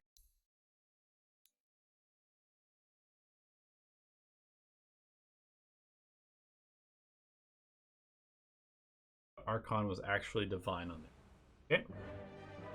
Party rank, I suppose.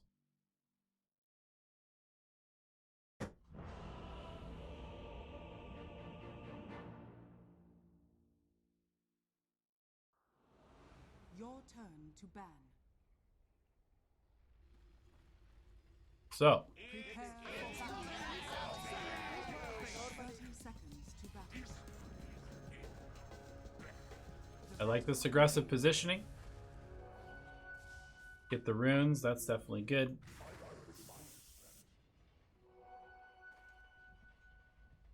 As far as this game goes, both lineups are relatively solid. Like, you guys have some initiation, you've got tower push, you've got save, you've got front line, you have a hard late game carry. They have essentially the same thing. This lane is definitely not super fun for you. I think I'd probably focus more on, first of all, figuring out who you should be trading with. Is it Disruptor? Is it Centaur? Both of them have more regen than you. Both of them do more damage than you. So the answer is probably neither should you really be trading with. And that means that you basically want to be stacking and pulling as much as possible to try and win this game based off of levels. You can see you basically take the same amount of damage that you do to the Centaur when you right-click him. Line as a 5 is pretty bad. Right clicks are not good. Impact is just fairly mediocre in the lane, so you should be letting your PL get as much free experience as possible, especially because the creep wave has just been in front of his tower the whole time. You shouldn't be here. The creep wave is under his tower, you should not be here. You're just leeching experience that would be getting him a lead, and a lead that would allow you to eventually leave or potentially get kills. But standing right next to him and soaking experience, this whole lane is really pretty useless as far as making your cores game better, which is the entire purpose of playing support. And the fact that you're showing the whole time means that the mid player doesn't have to be scared.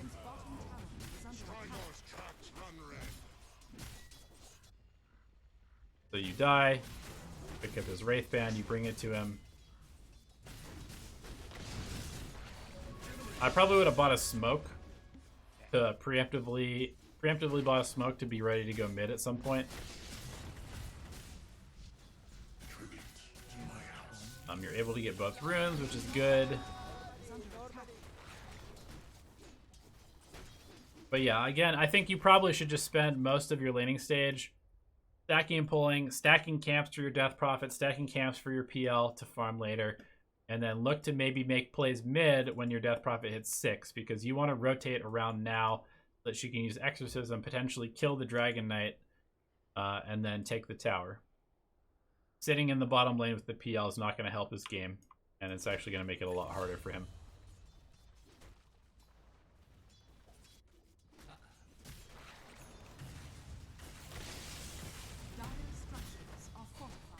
You can basically see that you have 0 impact in this lane other than. So yeah, especially now, coming back here is not acceptable. You need to be smoking mid. I also didn't even see you look at your mid lane where your Death Prophet dies. You have TP up. You're not even looking at the mid lane. You just immediately TP to the bottom lane without checking mid. So if you were here, you probably turn this around and kill DK instead. So always be aware of what's going on in all of your lanes, not just not just bottom lane. I do approve of how many trusty shovels you have. You should definitely be using cooldown.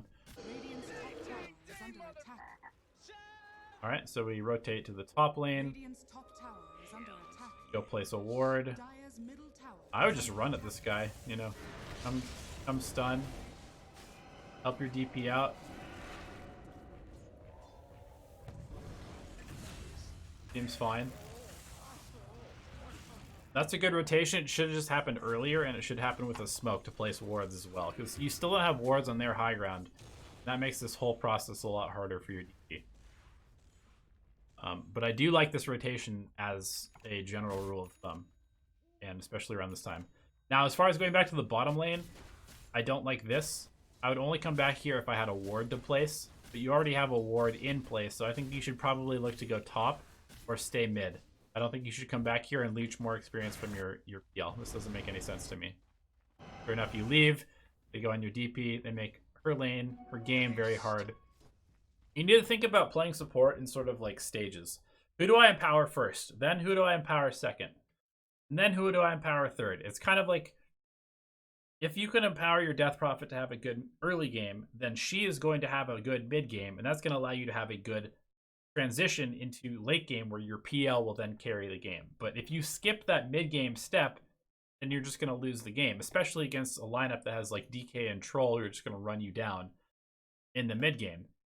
So you need to make sure your Death Prophet has a good game, because otherwise your PL is not going to have a good game, because the Death Prophet enables the PL to have a good game. Empower, he's not playing Magnus. How did I know you were going to say that? Get out of my chat. Dire's bottom tower is under attack. Alright, so we run in, Radiant's top tower trying to help. Positioning wise, this is actually a really important thing to know as a support. I know this is a really small thing, but you want to teleport to the closest place where your hero will be running. This teleport is good because you're trying to help your Death Prophet, but you should be paying attention to where your Death Prophet is running. Your Death Prophet is running away from this tower. So this teleport is actually going to put you in a bad position. So instead, you should try to teleport to this tower, because that's the direction your Death Prophet's running. I know it's hard, you don't necessarily know which way they're going to run. So you need to read that. Is she running this way or is she running this way? Either way, you should teleport to either this tower or this tower, because these are going to be closer to where Death Prophet is by the time your teleport is done. You can see, by the time your teleport is done, this tower is still closer than you are, and this tower, and this shrine, is obviously way closer than both of those. So you need to think 2 or 3 seconds ahead. I'm teleporting in now. Where is my team actually going to need me to be? And teleporting to this tower is not good, because your Death Prophet is running away from you, and you're actually behind enemy lines, technically, because there's 2 heroes between you and the hero you're trying to save. So that ends up getting you killed. You get some return kills, which is good. But just a little thing, because you said that you died a lot, and that's one way to stop feeding, by thinking where you need to be ahead of the time. Dire's bottom tower is under attack. Okay, so now at level 5, I would probably buy the tome. Haven't already. So I can be level 6 and have Finger of Death. With that level 6 Finger of Death and a smoke, I would look to get a kill and push the tower top.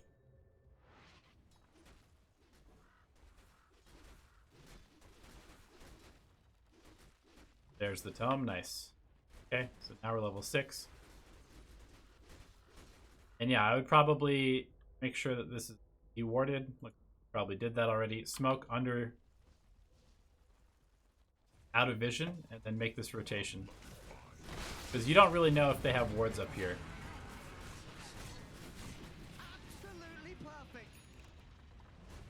Yeah, I like this. I do like this rotation. I like this dive. And you blast him, so that's good. That was a very good play. Dire's top tower is under attack. Structures are fortified. Dire's top tower is under attack. Dire's bottom tower is under attack. Okay, so as far as let's see, how did you die? As far as the mid game goes, I think you kind of just like, anytime Finger is off of cooldown, you look to smoke and get a kill. I think you probably could have just stunned them here.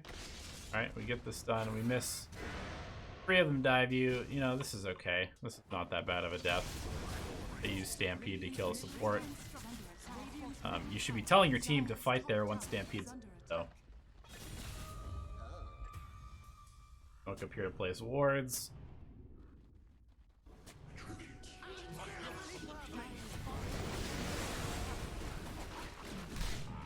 see how you approach this fight. Dire's bottom tower is under attack. So we run in, we hex the DK, which I don't like. As a hero that provides a lot of disable for your team, you really need to think about who you're targeting with that disable. And oh, sorry, you hex the Centaur. So Centaur has a lot of HP and armor. Dragon Knight has a lot of HP and armor. And Shadow Shaman is extremely out of position with very low HP and very low armor. So this should be your target, especially because this guy provides the most bang for the buck, basically. Like, sure, both of these guys have good disables, but this guy has 2 disables as well as a lot of nuke damage, and he's very easy to remove from the fight. So I would look to kill this guy first, especially because these 2 guys are basically, they don't need to be CC'd because they're just running at your heroes anyway. So, you know, now is when you'd want to be disabling them because they're running away. But if they're running at your heroes, do you really need to hold them in place to have damage done to them? Probably not.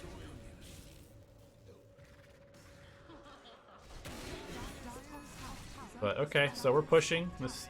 I mean, this seems pretty good to me so far, as far as like what's happening with your team. You guys get scouted by this ward, tank the gank. You know, sometimes that happens. Your PL runs in 1-on-4, which is awful, and dies. He doesn't die. Well, still, that was not good. You should just tell your PL, like, go bottom, run away from the fights. Don't come fight until you have 7 items. That's your job.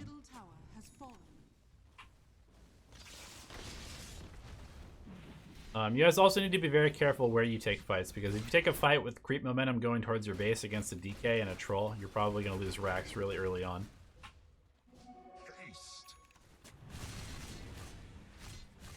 Okay, so you've got finger up, you've got a smoke. I would probably make the call, you know, go make this smoke play. Smoke to the bottom lane. So you save your DP there.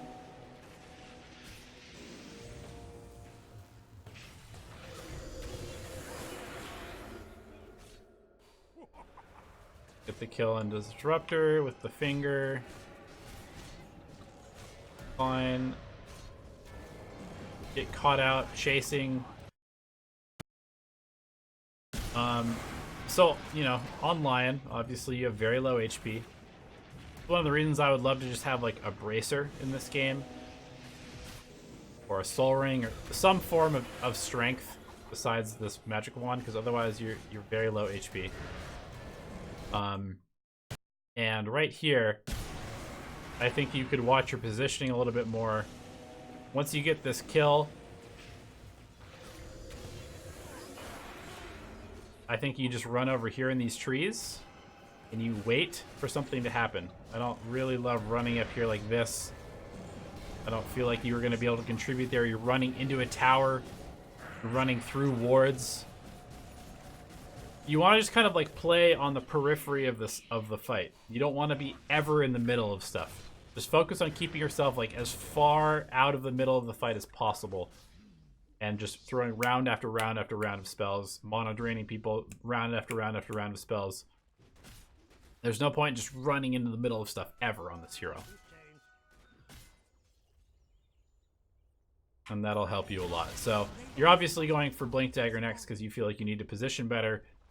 We've talked about this before. Blink Dagger is a positional crutch. Super good online, but it's a positional crutch. I feel like you could still probably get to everywhere you need to be without a blink in these fights if you were thinking ahead and positioning better.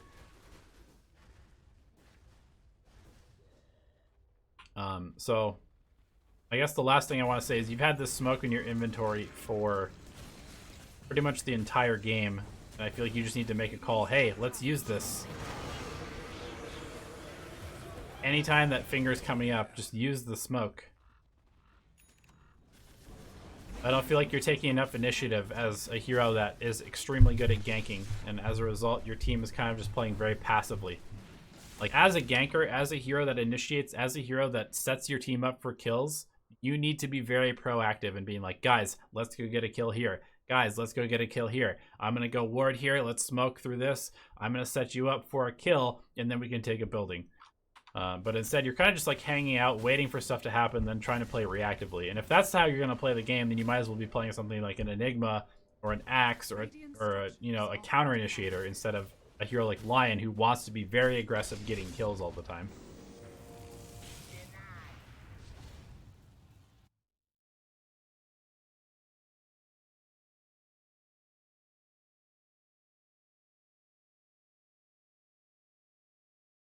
All right, looks like I missed one replay, so we're gonna go back for Vasily.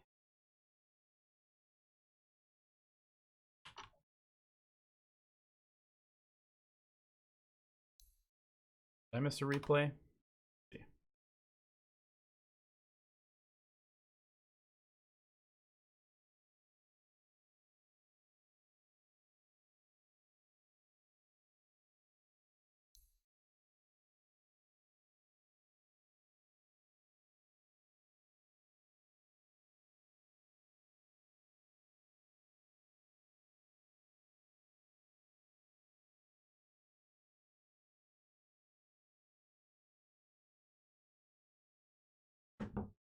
This is a match I won, but the lane stage felt terrible. I got mad at the Pudge for not laning with me, and he ended up feeding.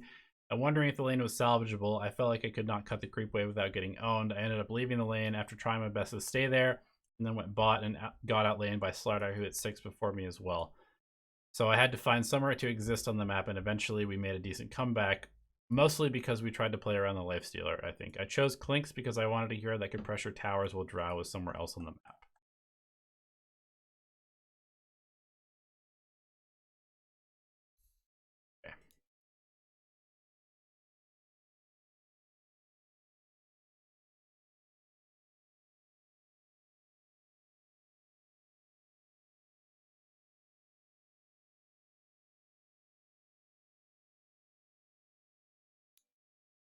Link's offlane.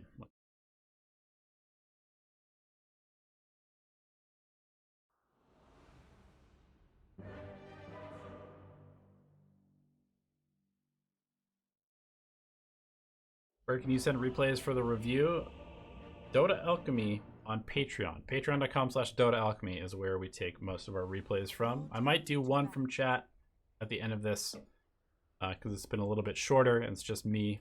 I'm feeling a little bit generous, so I might just do one from chat at the end after this replay is over. This one is in the bag. I am grateful. 30 seconds to battle. Alright, so Clink's offlane. Grab the creeps, we go for our block.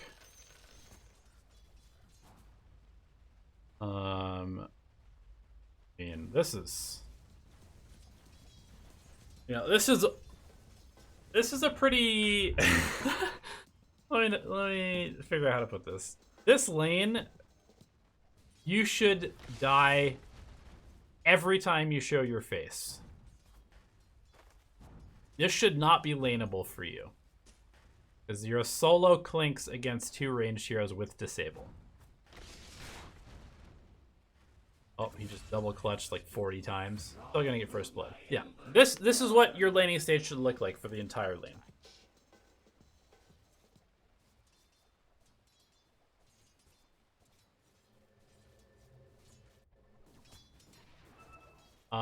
I guess one way around this is to pull the creep wave as Clinks.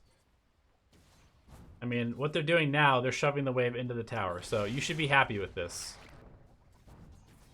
You should not be trading right now. You should be getting out of damage range, not giving this guy a bunch of mana. And just try and peel 1 creep off of each wave and last hit it with your fire arrow. Like, you want to take 0 damage. They're sending you a bunch of experience, which is great. You're happy about this.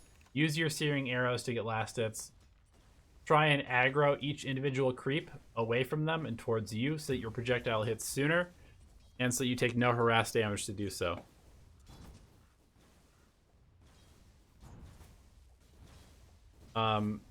If you realize that you were only playing by yourself in this lane, I would highly recommend coming up here early and blocking this camp. And then doing exactly what you did here, which is to get the wave to push towards you.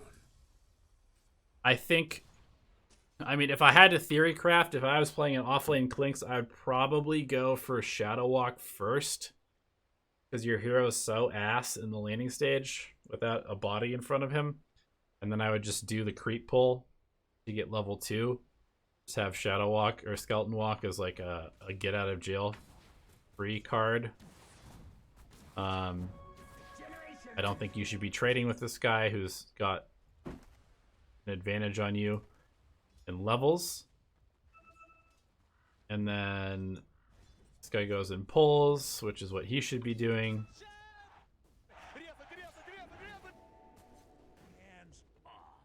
I don't know. It's hard to analyze this replay just because, I mean, Klink's offlane, like, it should never work. It really shouldn't work ever. So this lion places some wards to keep track of you. And I feel like you're spending a lot of time just kind of like away from the creeps. You know, if anything, I guess just like sit in the trees, try and soak experience until you feel strong enough to fight. I also think that because you are against 2 ranged heroes, you could potentially go for some strafe points if you really want to trade with them. But this, you know, this is rough. Like, I feel like this is never going to be a good lane for you. I do like your style. You're going to get caught out here, though. Walk through a sentry, but you didn't know it was there. But now you do. Means that you should probably buy a sentry and immediately fly it out to yourself. Because basically, in this lane, you're Ricky. You're a Ricky, and you need to control the sentry game. As far as this rotation goes, I don't like this at all. You get very low, and then you leave the lane when there's a bunch of creeps coming into your tower. You miss out on 2 range creeps and 3 melee creeps worth of experience to go Shrine when you could just sit here in the trees, absorb the experience. And then you go and leave the lane, which gives Drow a completely free lane and access to kill your tower. So this rotation, I don't like. Like, they're still feeding you experience. They're just sending wave after wave after wave of experience towards you. So, despite the fact that you're playing probably the worst offlaner in the entire game, a hero that cannot offlane, you're still getting, like, level 6 before this guy, or you should be. So, I don't like this rotation at all, unless you called, hey guys, can we switch? But, I mean, still, like, you should just stay up here and get this experience. And then you actually transfer into a lane against a hero who directly counters you once he gets level 6. So that's, you know, that's kind of rough too. But I suppose this is okay as long as you got the switch, but you need to be very careful of your positioning, and just trading with a melee Slardar doesn't make any sense. You know, play the range game. You have a bunch of creeps that can be hitting the Slardar if you're playing from far away. You don't need to be so close to him. You're a ranged hero. And you can orb walk and not draw aggro from the creeps by just using steering arrows like a spell. Why are you so close to him? That death was completely avoidable if you just positioned better.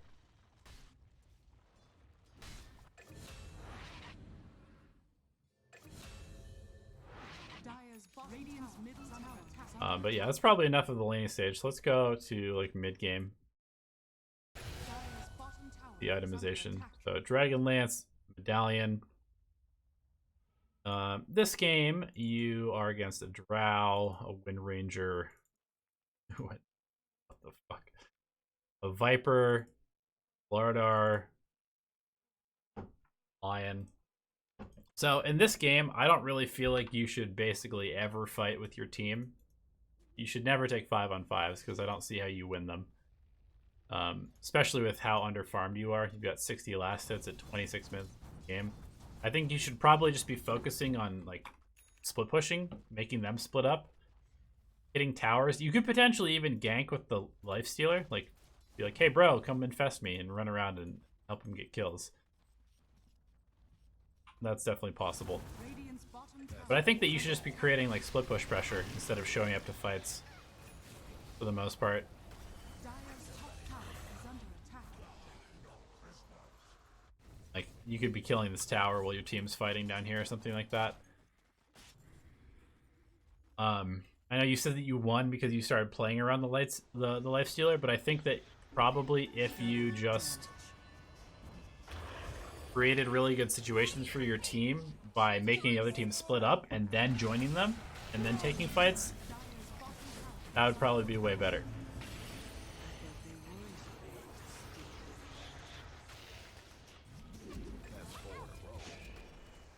As far as itemization in this game,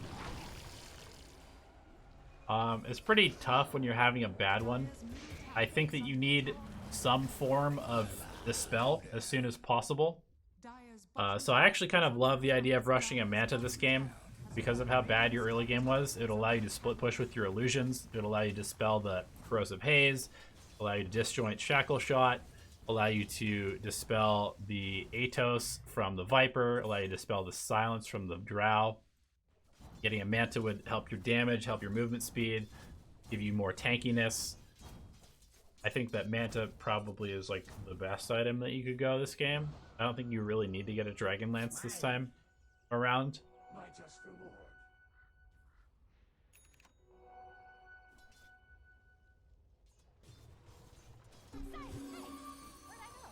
And yeah, I just think that you should be like creating pressure. Like just push your limits. Push your limits as far as you can.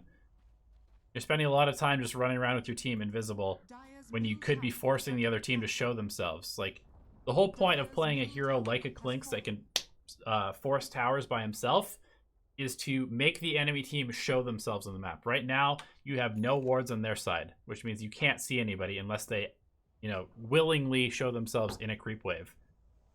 But you can force them to show themselves by getting the creep wave onto the tower, and then they have to show.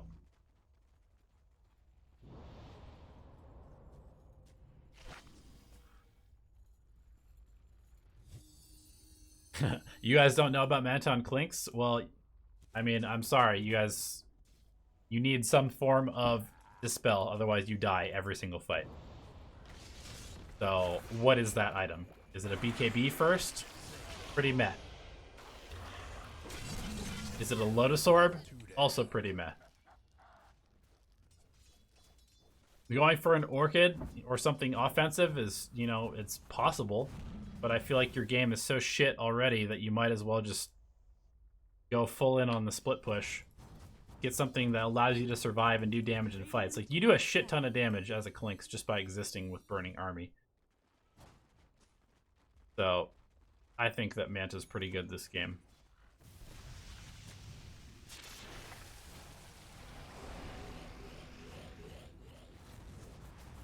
And I understand that what you're saying, that Clinkz's job is to assassinate heroes, but when Clinkz has such a terrible early game that he has no farm and he can't kill anybody, what is his purpose in the game?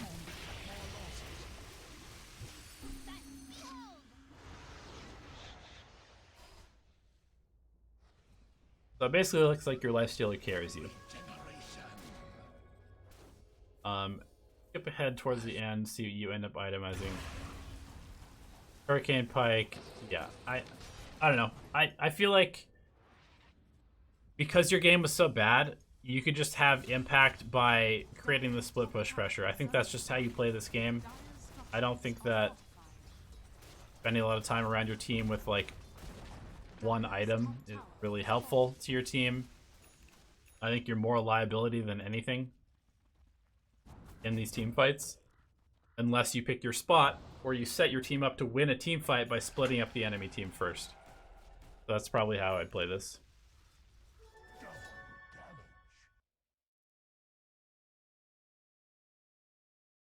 All right. So, right now, put your replay in chat. I'll take one replay from chat. Pick whatever one I feel like.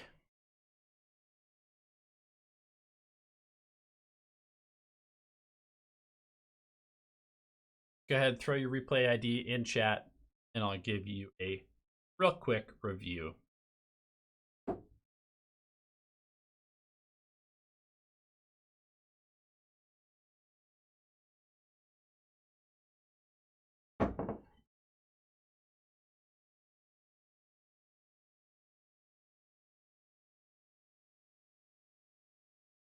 All right. Syed was first, so we'll take Syed's game.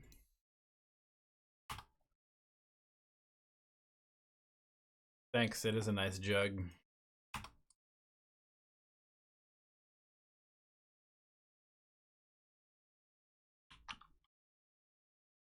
Hello? There we go.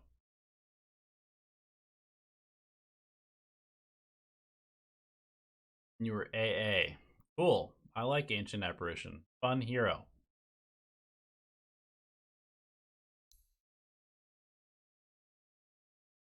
And you went Desolator.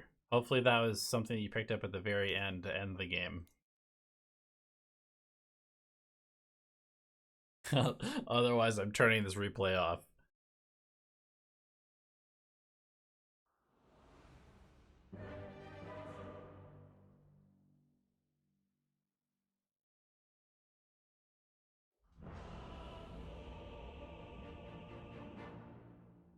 Your turn to for battle.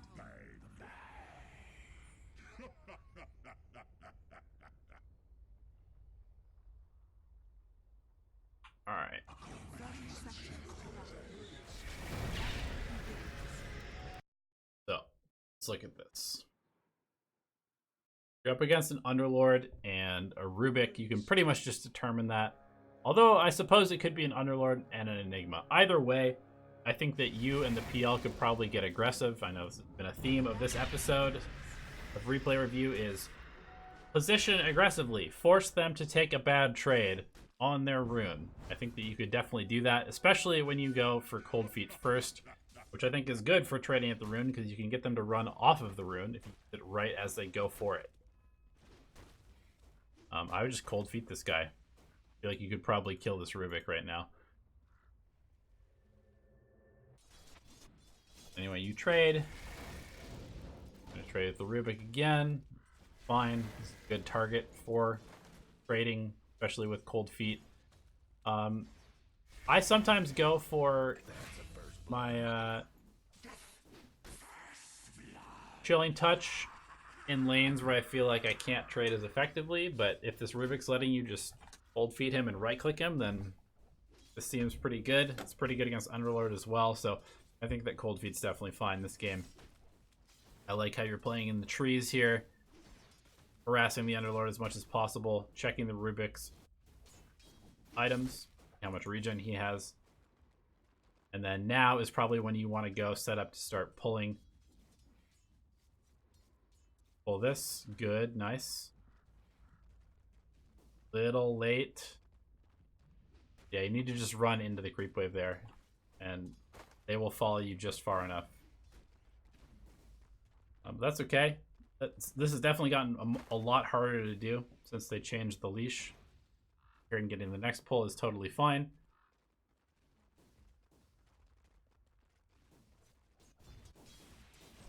Get a partial pull. That's, you know, that's fine. It's better than nothing.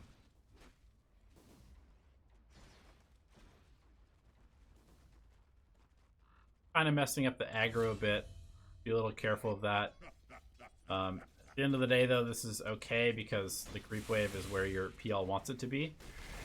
You identify that the Rubik is alone potentially, and you go in him. This is great.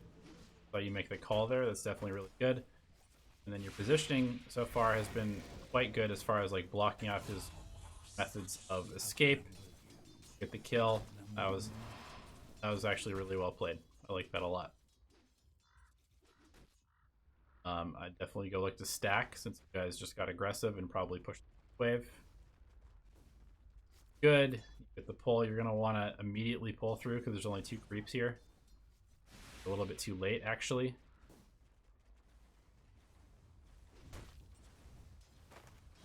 That's going to send a double wave towards the Rubik, which is definitely not good, considering he's alone. I definitely kill him. You guys do, it looks like. Perfect.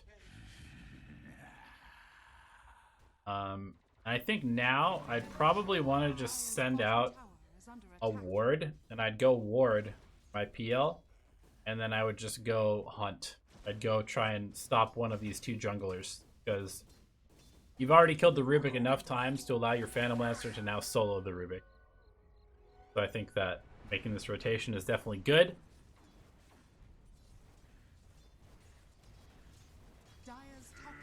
This all looks pretty good to me so far, man. I'm not gonna lie. You know, some minor issues with a little bit of timing and pulls and stuff like that, but this looks pretty good to me. I would definitely make sure that I'm here to help. Okay, you could have been there a little bit earlier. Again, minor timing thing. The idea is good. The timing and execution a little bit off, but not bad for sure. And then you take some farm because you're here, which is how you end up getting levels as a support most of the time. And you get 2 wards. Beautiful. Because you had this ward already placed in the mid lane. And now you're rotated into the top, which I'm not a huge fan of, just because you're against a Weaver who you have 0 kill potential on. And you have left your Invoker and your PL completely alone now for a couple of minutes with no... Or sorry, not Invoker. Your Huskar and your PL with no vision. When you know that there's an Enigma that's been jungling for the entire first 7 or 8 minutes of the game. So it's really important that you find out where this Enigma is, because he has Black Hole, and you know that he's going to have Black Hole around now. So you need to have wards up. You need to put wards in places where the Enigma could potentially rotate through to protect your heroes. I definitely think about protecting my Huskar first and foremost, because this is a momentum-based hero that if he dies once or twice early stages of the game, then you basically lose. So the fact that you have no wards on the map right now is not good, especially when there's 2 heroes in the jungle. Because if you have 2 heroes in the jungle, you should be just running at towers or running at them in the jungle.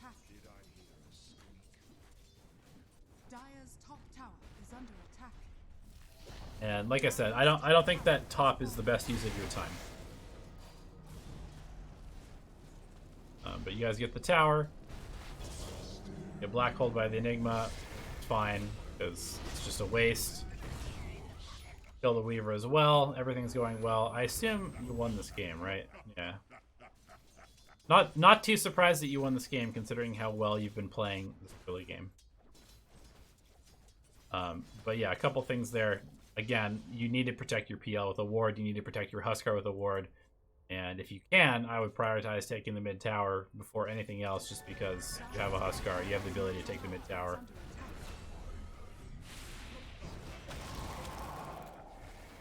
But yeah, you're playing aggressive. You're playing pretty well.